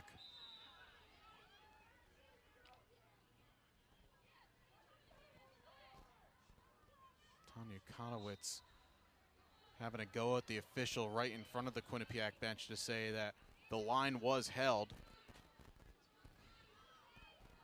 In the grand scheme of things, it only added about a dozen seconds on the shot clock, but in Fairfield can take the time. They can reset their offense. The present score was the final score from the last time these two teams met up in April. Both looking to eclipse their goal totals from that previous game. Remember, a Quinnipiac team, that 4 has actually been the number they've held their opponents to in the last couple of games. First against the Mount in the final day of the regular season, which was a wild affair, by the way. A game that was supposed to start around noon. They played 6 minutes and then had to sit for about a 4-hour weather delay before winning that game 5-4, and then knocking off Canisius through pretty horrible conditions. But it's been roles reversed. The officials letting both teams play through what looked like a few held checks there, opting to hold their whistles on those for both teams. As Duty recovers, but Henselder closes the door. Henselder's done a good job today making the saves she's supposed to make, the saves she's expected to make. It was actually Sparacio who got the last goal, but there's a turnover here. Toludo in front, bouncers over the bar. And they're going to have to stop the clock as actually the net has come off kind of where it has to be.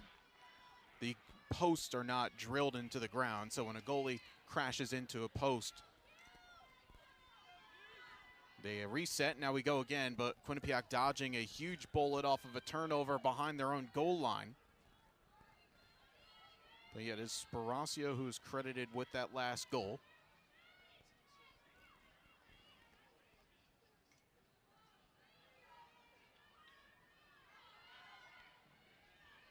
Boucher trying to go around the edge. She lost the handle of it as Lauren Hayes knocking it loose. But a foul against Quinnipiac. Boucher gets back up. Reset to Kozak, who couldn't get the shot off, but there's going to be a foul. Just enough of a reach inside. And Amanda Kozak, who does have 2 free position goals today, or excuse me, 1 free position goal, trying to get her second.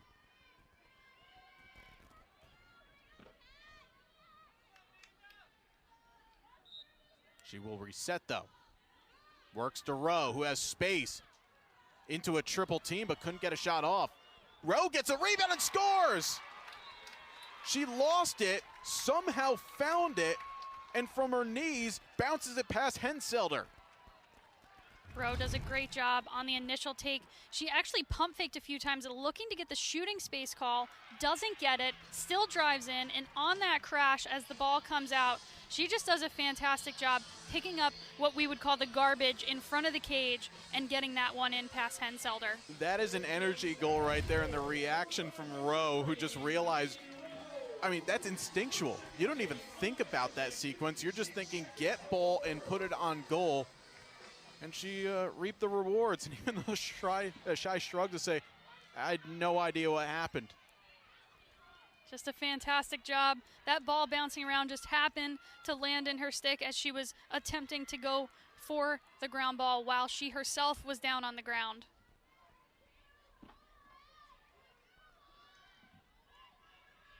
Taking a little bit of extra time here to set up this draw. As again, our referee crew today, Margaret DiNatale, Tracy Dutton, and Sharon Fide, making sure everything is above board, as we often see La Vista and her counterparts, which have been a few. They don't settle, they wait, but they're always just trying to get that little edge. Been a rule change from a few years ago, but it used to be that anything goes. You can start pretty much as a draw control player at any position to contort the arms, but nowadays everything's even Steven. Quinnipiac win a draw. Shot clock is off here. They're going to go anyways as Kleberg misses wide. Let's see what the decision is, by the way. Okay, they got to stop the clock here, which they do. And they're going to bring it back to free position. Now, I thought that the officials' whistle did not hamper the shooter, but they award free position, so Kleberg will shoot. She's 8 of 11 from the 8-meter. She will drive in, and she scores. That's a big momentum goal because still a little time left in the quarter. We've seen Quinnipiac quick strike before. If they can get one more here, it's game very much back on. That may have been the first draw control that they won out of the air straight away and made the effort on the ground to push the ball forward. That was not a pass in the air. That was a roll pass to get the play going and get the ball into the offensive end. If they can get another quick one out of the air here and move the ball forward just like they did in this previous play, they could set themselves up for another goal. Yeah, I thought Quinnipiac in that situation, they would hold. They would allow the patterns to come on, right subs, and then wait for the last shot of the quarter, but they reward themselves for going quickly, because now if they can get the draw here, you have a chance to make it a 4-goal game. And that would be the closest it would have been since 4-1 to Fairfield early stages of the second quarter.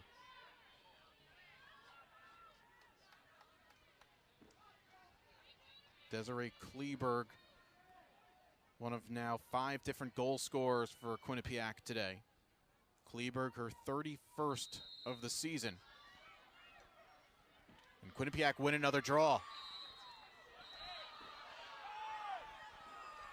Caroline Mangan getting called for a foul. I thought for a second the official might have thought about the delay of game warning, something that we saw earlier.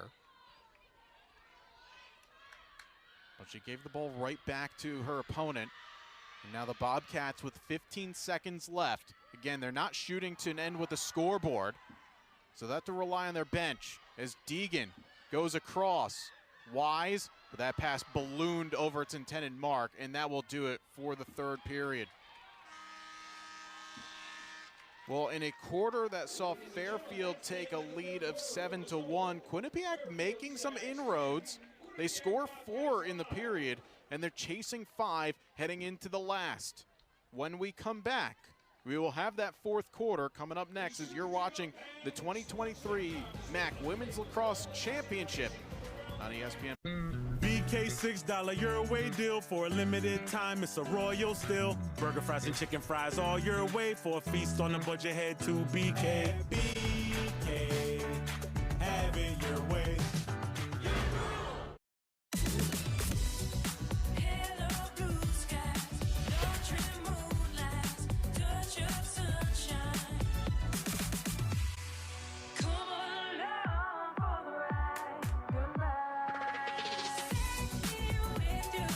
It's your journey. Own every mile in the Hyundai Tucson with America's best warranty. The Tucson comes standard with Hyundai complimentary maintenance for 3 years or 36,000 miles. Visit your local Hyundai dealer today. Okay, and one more. I think we got it. Yeah, let's focus on the RV. Come on. RV? Okay, everybody look at the RV and smile. This is what you want for your family portrait? Good point. We bundled the boat with our home and auto first. Hey, team, get on in here. Team? Oh. Fun. Now everyone say 24/7 financial protection with Progressive. 24/7 financial protection with Progressive. Okay. Let's get some singles and me on the bike. Honey? Yeah. I'm Steven Singer, the I Hate Steven Singer guy. Roses are a nice gift, but they end up in the trash a week later. I have the perfect gift. My famous 24-karat gold dip roses that last a lifetime. See for yourself at IHateStevenSinger.com.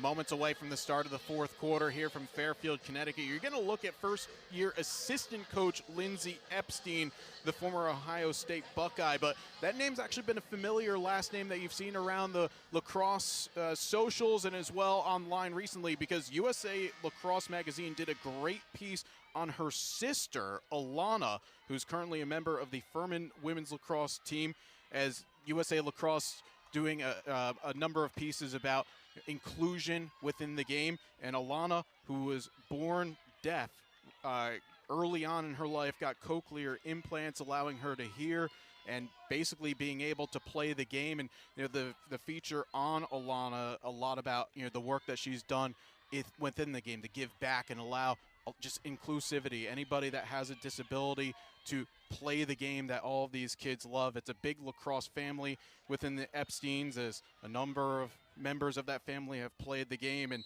I've actually been told by Lindsay that Alana has actually been accepted into North Carolina for grad student work in a program to continue just building off what she has done It is the audiology school at North Carolina that Alana will be going to. In fact, Furman playing the Big South Conference tournament later today, so all the best to her. Back underway here to begin the fourth quarter. That a yellow card that was shown on Desiree Kleberg, which is now the third yellow card on the Bobcats. And that's important, by the way, because any cards after this for Quinnipiac will be locked in 2-minute penalties.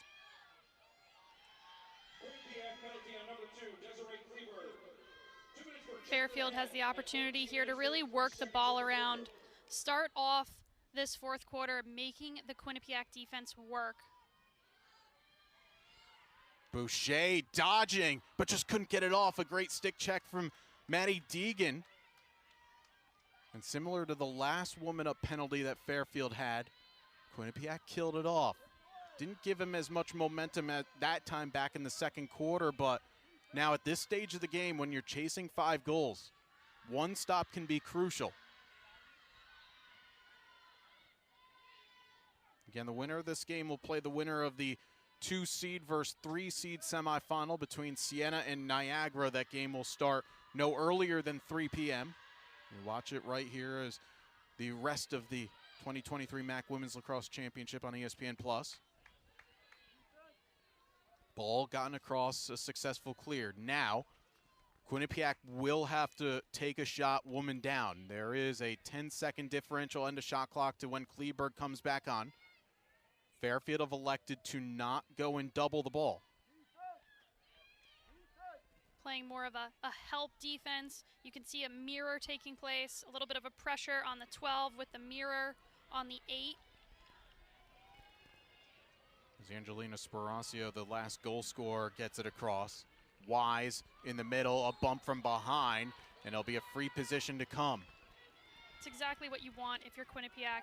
Knowing that you are woman down, the best opportunity you're going to have on cage is an 8-meter opportunity. Kayla Bay, the defender, would probably claim that the player was falling over, but there was contact, so the correct call. Deegan free position, that one off the pipe.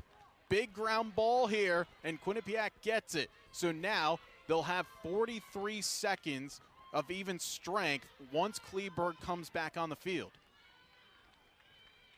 I was talking about energy plays before, Abby. This is where they really start to pay off.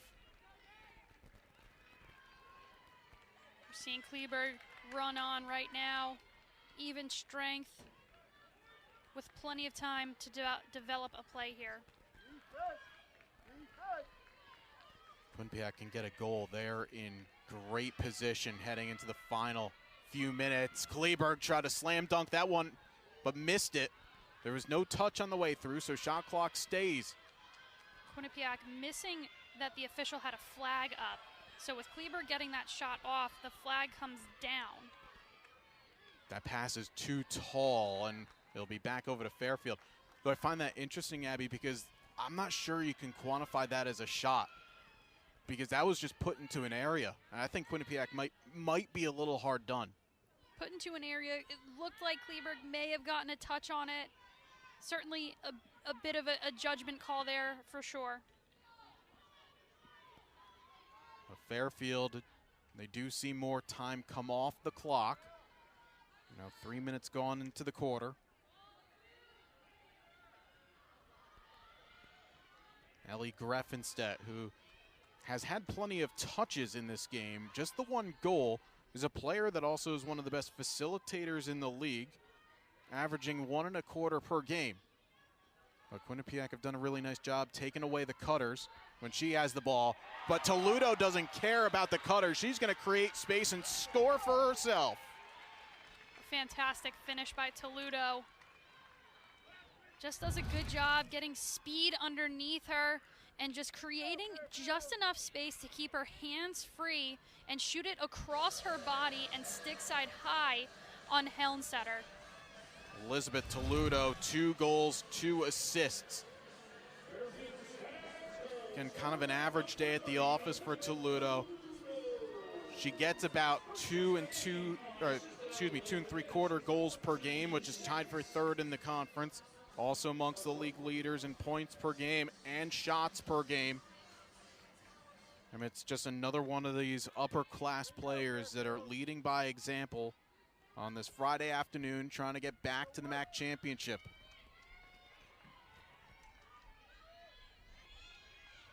Again, there are no players on that Fairfield bench that have been here, have completed a season, that have not seen them win a championship. I would say they've been here every year, but of course we didn't have a tournament in 2020. But the point being that everybody, barring first years, have played and gotten themselves a chance in a position to get another ring. It's a foul by Nicolette LaVista. It's something that you've been seeing now over the last few years. Players will go, they'll work with draw sticks. Why is that now that we're seeing more players use different sticks for different parts of the game? You know, it's the way the stick is strung, and a fantastic shot and goal there for the Bobcats. Yeah. That one's on me for starting to question in the middle of a transition there. Is Emily Feeney putting that away? A great response from Quinnipiac. Just 1 and 2 quick passes, and Feeney getting her second of the day, 5th of the conference tournament. Going back to your point, JJ, about the sticks, you know, some of these sticks are strung in such a way that it allows for a better hold on the ball at the draw control. However, the way it releases from the stick on a shot or a pass isn't necessarily optimal.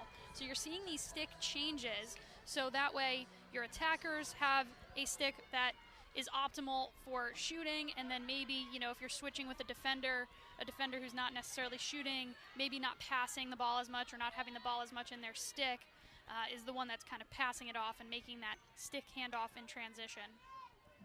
Well, with the way that Quinnipiac and Coach Conwood said prior to the start of the half, they've diagnosed what wasn't working for them. And yeah, I mean, the halftime stats had the draws at 9-1 to Fairfield. Since then it's actually been even. Well, now with Mangan winning, it's 6-5, but you know, credit to a coaching staff, understanding a game plan that wasn't working, readjusting. But now they need a stop here. If you're Quinnipiac, you cannot afford to trade goals, and that's what we have had in this game now since the 7-minute mark of the third quarter.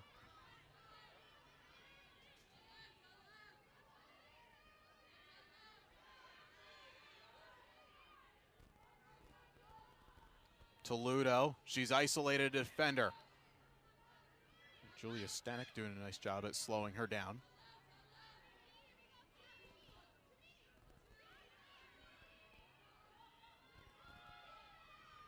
Duty on a game best 5 points. Electing to hold, and again, it's another long possession for Fairfield, but it gets them a goal as that Duty to Greffenstedt combination works nicely. And the Stags now have doubled their lead. Judy does a nice job keeping her head up. She's not cradling the ball so aggressively that she can't get that quick pass off, right? She's just cradling it slightly to keep control of it, passes it, great release, and a great catch and finish. Well, we've certainly said that combination a lot through the course of this season. Ellie Greffenstedter's second of the day. She's on 52 points this season, only one off of what she had last year. And Duty now on 63 points. Really got to credit Greffenstedt for her shot placement. Throughout this entire game, she's really done a fantastic job with her shot selection, changing it up, ensuring that she's shooting for the corners, not seeing the goalie. A lot of times if you look at the goalie, you're going to hit the goalie. She's looking at the corners and she's finding them. Of course, it helps as well when you stand in at 5'9", and you know Henselder, of course, is right there. In fact, actually has a couple of inches, but still, with your release, the longer length, you can open up. You can really work those shooting angles. Because even some high to high or high to mid might still be too high for some goalies. Much needed draw control for the Bobcats. Now they have to get it into their offensive end, which has been a bit of a struggle throughout the game. Again, these teams have been trading goals, which is fine if you're Fairfield. Quinnipiac, they've been scoring better here in the second half. Again, only had one goal in the first 30 minutes of this game, but a key turnover. And you think now, with the game around 9 minutes left to go, if Fairfield can get a goal, it might be job done. So I've said that there's no lead that is ever safe, but when you're starting to count down the minutes, it's kind of like in baseball. When you get into the 8th inning, you're up 3 runs or so. You're just trying to count outs at that point. If you keep winning draws, that clock will get to 0 pretty quickly. We're just about at game management mode. Coach Field has confidence in this team that when they do have the ball in their stick, they're not going to make repetitive mistakes. Each time they do make one, they're going to learn from it. And that's why she can get into game management mode relatively early in this fourth quarter. Bit of a tough catch there for Toledo. Ended up seeing it back into the stick of a Quinnipiac defender. Lauren Hayes, grad student, getting it across to Kleberg. And quickly ahead now to Mia Delman, a big collision on the crease. The officials are going to talk about it. One official was signaling for the charge call. Another one had a flag up. Take a look at this here. You be the ref. You know, if I'm an official, it's so hard.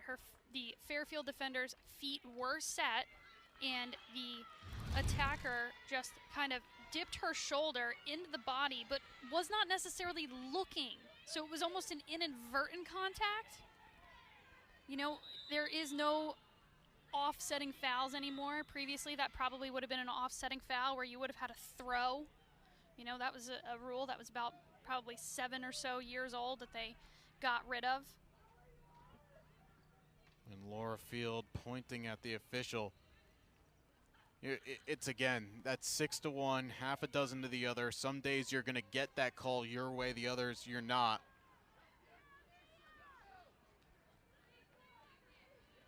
I'm not a master lip reader,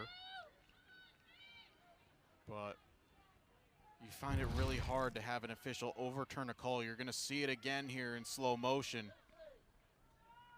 Oh, you know what now I'm understanding the argument is actually, could you have a dangerous release?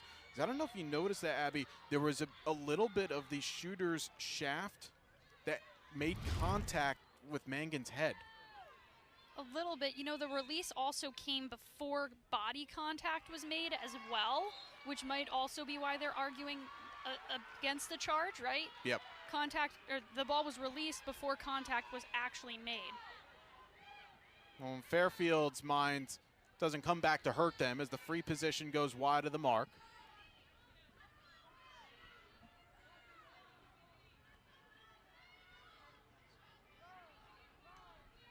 And again, the Stags are happy to just play a bit of keep ball right now.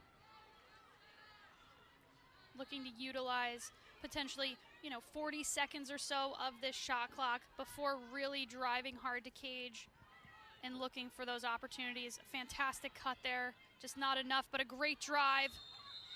Well, this gets called for a charge. Lauren Hayes will hang on a second now. The far side official might have a different view of this. Now, she was the one that was getting the earful from Laura Field just a few seconds ago. And there's potentially that dangerous follow-through that we were talking about in the previous one. So it is going to be a yellow card on Toledo. And again, we get to see it in slow motion. The officials are just trying to make the decision in real time. There's no replay, no challenge system that you can go back and ask for a call to be reversed. In fairness, I think, like in both of those situations, I think the officials did a fine job. You can understand an explanation going other ways for the two calls, but I think they got it right. I agree, and this is going to be the first woman up opportunity for the Bobcats. They're really going to need to take advantage of this one.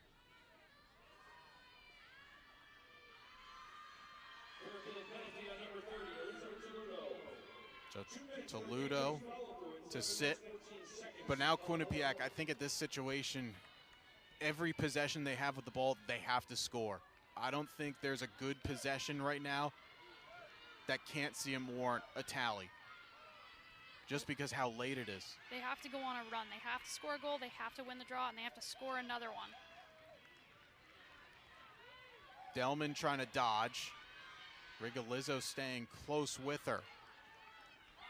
Tight angle finish. Angelina Sparacio, who, by the way, had only scored twice this season coming into today. She's got 2 in a MAAC semifinal. And this will give us a 5-goal game over the last 6.5 minutes. Sparacio recognizing time and space and releasing before the Stags are able to get a body on her. Well, Quinnipiac, they're wanting to make a late run. They're down 5, but might just have enough time to do it. Does a ghost pepper wing that doesn't send you into tears make any sense? Sure does to us. That's why Popeye's ghost pepper wings are more flavorful than fireful. Because in NOLA, we like to taste our food, not cry over it. We don't make sense. We make chicken. Love that chicken from Popeyes. I'm gonna pull over and stretch my legs. I think he was supposed to keep left there. What is this place? The other side of the rest stop. Bundles as far as the eye can see. If you're looking for a first mate, I know a guy. Me, I'm the guy. Is this Oak? 4 types of jerky. This is where I live now. You could save a ton with Progressive by bundling your boat or RV with your home and auto. Hey guys! Free bags! They're just giving them away!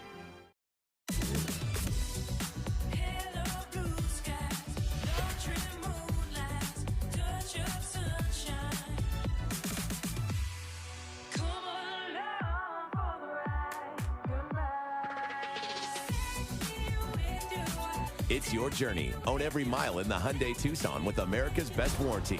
The Tucson comes standard with Hyundai complimentary maintenance for 3 years or 36,000 miles. Visit your local Hyundai dealer today. I'm Steven Singer, the I Hate Steven Singer guy. Roses are a nice gift, but they end up in the trash a week later. I have the perfect gift. My famous 24-karat gold dip roses that last a lifetime. See for yourself at IHateStevenSinger.com. 6:34 left to go here in the 4th quarter of the first of 2 semifinals on the afternoon. Fairfield and Quinnipiac have been trading goals over the last 15 minutes or so of game time. Quinnipiac have scored 4 of the last 7. But yeah, as you said earlier, Abby Witzak, it now has to be win draws and score every time. Quinnipiac has shown that they can win a draw and they can score quickly off the draw. Now they have to string a few of those together in order to really chip away at this Fairfield lead. After the Stags had a 9-1 advantage at the draw at halftime, it's been even 6 apiece. It's a low draw that Caroline Mangan has a beat on it. Mangan, who again took a bit of a nasty fall back in the 3rd quarter. Seemed to have recovered okay. And now Fairfield, again, they're not in the stage of the game where just holding the ball and seeing every 90 seconds come off is fine. Just probably for their own sense of security, 1 goal and 1 stop, that will be enough. Certainly been enjoying playing in front of their home crowd. The right that is earned by getting the number 1 seed in this conference tournament. Fairfield hosted tournament semifinals and final in 2019 and 2021. They didn't have a chance to host a tournament game at this facility until 2018, hosting a quarterfinal game. It seems like every season they're playing something at home. They had a home quarterfinal game last year against Canisius. Quick feed to Toledo, who scores. We talk about those timing plays again, Abby, and that was just one where Greffenset put it to a space and knew that her attacker was going to get there. Talk about running onto a ball and then having the quick release at that. Runs onto it, quick release. Henselder has no opportunity to reset after having to track the ball coming from behind the cage to the front.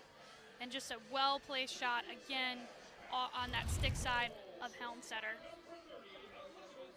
Toledo now wrapping up her hat trick.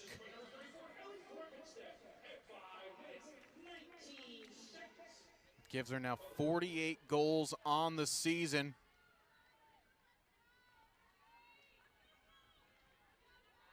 With that tally, actually, for Toledo, that now gives her the 6th most in a single season for goals.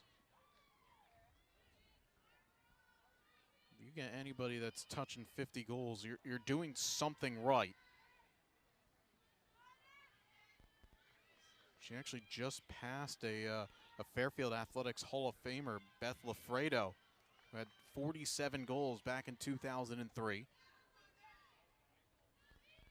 And ahead of her, well, 3 of the next 5, Kristen Coleman, who arguably you could say one of the best attackers in MAAC women's lacrosse history. Quickly off the draw, Quinnipiac trying to get something going, but the pass is just a bit behind Sparacio.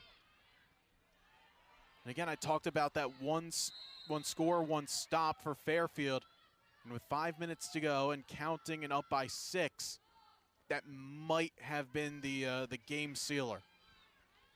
Certainly much harder at this point in the game for Quinnipiac to really dig in and truly make a comeback here and at a chance to win, especially given Fairfield does have strong stick work, great composure when pressured, and great ability to work some time off this clock.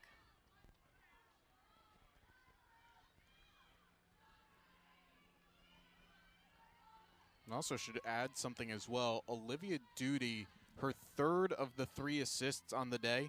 She is now 2nd most in a single season in Fairfield history with that 37 tally.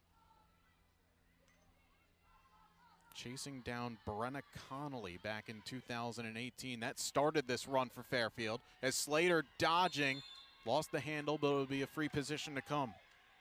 Having played against Brenna Connolly, she was such a fantastic player in her own right. So hard to read, just did such a good job keeping her head up, had excellent stick work, and it's fantastic to see another Fairfield Stag following in her footsteps. Slater with 25 seconds on the shot clock here. Curious to see if she releases or looks to take a bit more time. She'll go at goal, and she scores. And with just under 4 minutes to go, Fairfield now up by 7, and that might have just sealed a spot in the championship game. Quinnipiac's going to watch this game back, and they're really going to look at that first quarter where they really dug themselves into a hole. It took them just a little too long to really get into this one and really prove themselves, and particularly get into the draw circle and into that draw stat. Grace Slater, her 18th goal, 19th point. The next point that she gets would mean she would be the 8th Fairfield player to get to 20 or more in a season, as Quinnipiac calling a timeout here with under 4 to play. But right now the Stags, I mean, they're not quite there just yet, but certainly you feel like the momentum is right in their side. Again, coming up after this game will be the second of our 2 games here on the afternoon. Niagara, who won a quarterfinal game over the Mount last Sunday, will take on Siena at 3 o'clock. Abby Witzek, those 2 teams played right at the end of the regular season. We've talked to both head coaches. I don't think either were happy about how that game went. Yes, Niagara won, which actually ended up helping Fairfield to secure the #1 seed, but the way that those 2 teams pride themselves on their offensive work, we could be in for a high-scoring game. Both coaches really looking to come out in this next matchup and really prove what they've been working on over the last couple weeks. You know, on one end of the field, you have the Siena Saints, who have been a high-scoring team this year, absolutely dominant force. But Niagara has really hit their stride late in this MAAC regular season, heading into postseason play, coming up with some key wins towards the end, to really build their confidence as they head into this matchup this afternoon. Niagara have something that no other team in this MAAC semifinal round have, beating everybody in this field once already. Niagara knocked off Quinnipiac on April the 1st by 11 goals to 8. They beat Fairfield here back on April the 15th, 11-10, and the aforementioned knocking off Siena, but then they basically now have to just do it all over again in order to lift a conference championship title. Another program who has never lifted the trophy in this sport before. Did get to one championship game, but that was 23 years ago. Siena have been to the finals in 2019 and 21. Off the draw control, quickly ahead for Quinnipiac. Starting to see some new faces now for the Bobcats come onto the field. As turning the ball over was Liza Bailey. Going to start to see more high pressure from the Bobcats. Now there's a foul on Bailey. Late little knock on Mangan. Yeah, you have to go desperation at this point. Maybe even might see Henselder at some point leave the crease. She's actually looked across a few times to her bench, but I did see at one point the bench just saying to stay, so with 3 minutes now to go, that might be the concession flag. You're right. At this point, if they're not sending the doubles early, they're just going to play their team defense and kind of let this game just play out. Which means Fairfield, oh, what a dodge by Rowe, just puts it wide. Which means Fairfield will now be keeping their perfect record against their in-state rivals, now 15-0. Teams have been playing a lot of close games over the year. In fact, over their last 6 meetings, a couple have been decided by 1 goal. One has been an overtime game, but the last 3 have been around this sort of scoreline. End of the shot clock. Rowe puts it wide of the mark, and the horn will go. But again, for the Stags at this point, you saw the 90 seconds. It does not come back to hurt them. Stags keeping in line with the high pressure in transition. I mean, that speaks volumes, by the way. You're up 7. You can understand that a team probably knows that they're going to be in the final on Sunday, could just play half-field defense. But no, the standard is you play the full 60 minutes. As Collins makes another save, that gives her 10 on the afternoon. That ties her season best. Fairfield won't be able to run out the game clock on this possession. There is still a differential between the shot clock and the game clock, but I would expect them to take a better part of this 70 seconds off the shot clock. You can see Henselder now kind of coming out of her goal circle just a little bit, playing a little bit of a helper defensive role. Not quite fully committing. Well, it actually helps that the referee just stopped the shot clock with the game clock still going with the foul below the goal line. So there's now just a 3-second differential. So in essence, Fairfield, they don't have, now that second head pat. So now Fairfield can see this out as the shot clock has been blanked.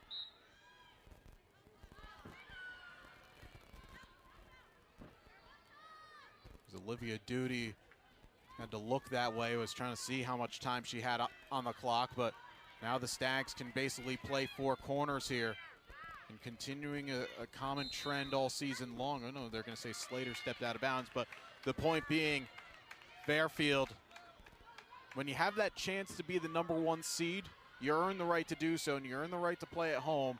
They have been near unbeatable at this facility in the last few seasons, and they're going to continue that way.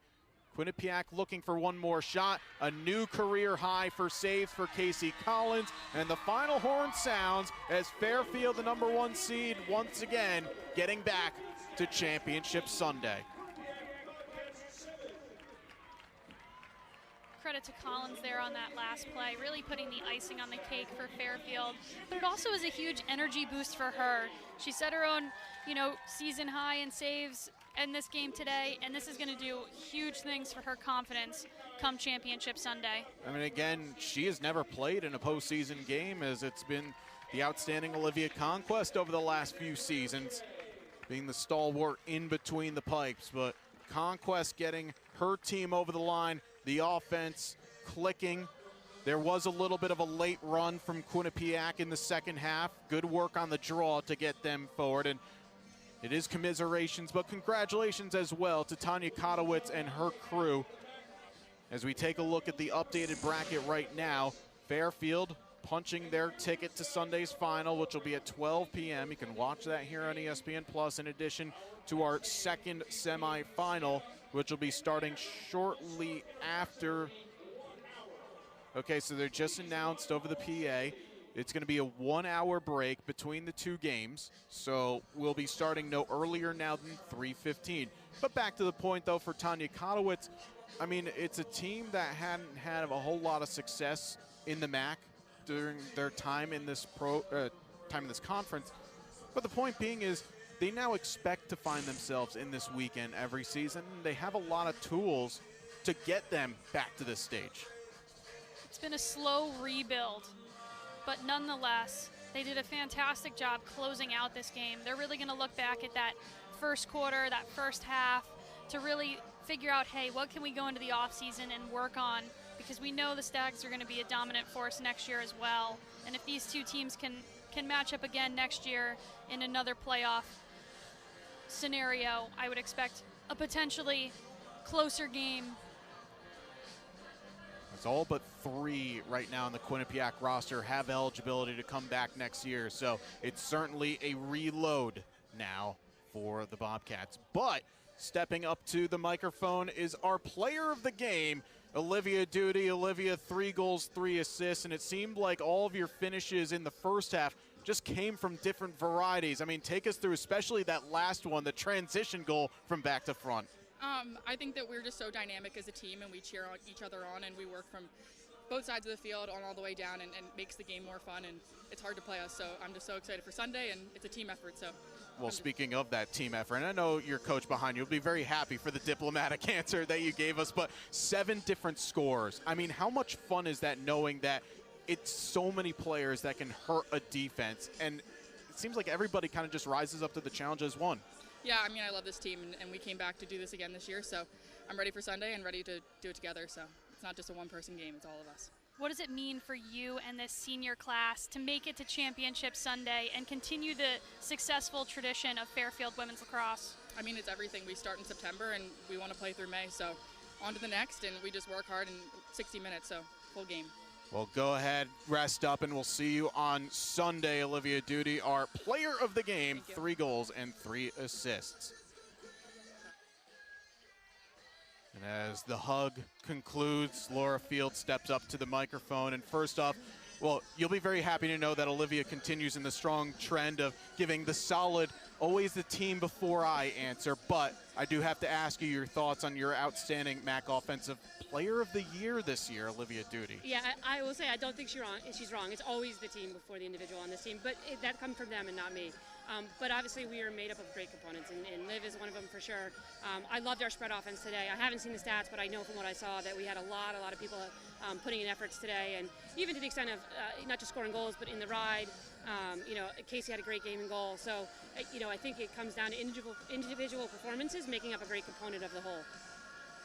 Tell us a little bit more about how defense really contributed today. Obviously, we saw fantastic shot selection on the offensive end, but great gameplay from Collins and Mangan, too. Yeah, and I think, it goes without saying we're proud of our defense. We're proud of both sides of the ball. I think, Caroline Mangan is you can't say enough about her. I mean, in her final year, she's had kind of the year she's always had, but she's been recognized for it, which is to say she's transformative within a game. But, I think we wanted to clean up the first half and the turnovers and the unforced errors. We did to a small degree, but we came up with big cause turnovers. So if you're going to have one in the minus, you got to have a couple in the plus, and Carol leads that by far and away. And, Casey had some awesome doorstop stuffs. I think the fast break goals hurt us a little bit, which is nothing that she can do anything about, but we'll work on that in practice tomorrow. Well, Coach, enjoy the rest of the afternoon. I know it's a lot of work yet to come between now and Sunday, but your group, once again, moving on to the championship round. Thank you so much, guys. All right, so that was Fairfield's head coach, Laura Field. As you see the final game summary in this one, Olivia Duty and Elizabeth Toludo each with 3 goals on the day. Casey Collins setting a new standard for herself with 11 saves. Quinnipiac see their season come to an end with a record of 10-8. Fairfield improved to 13-4 overall. So that's going to do it for the first of 2 semifinals on the afternoon. Remember, coming up, now looking about 3:20 our start time between number 3 seed Siena, number 3 seed Niagara, number 2 seed Siena. For our entire crew, for Abby Witz, I'm JJ Duke saying so long from Fairfield, Connecticut. All games airing on the ESPN networks are streaming live and archived on the ESPN app. This has been a presentation of ESPN. Fairfield moving on to Championship Sunday with a 14-7 win over Quinnipiac.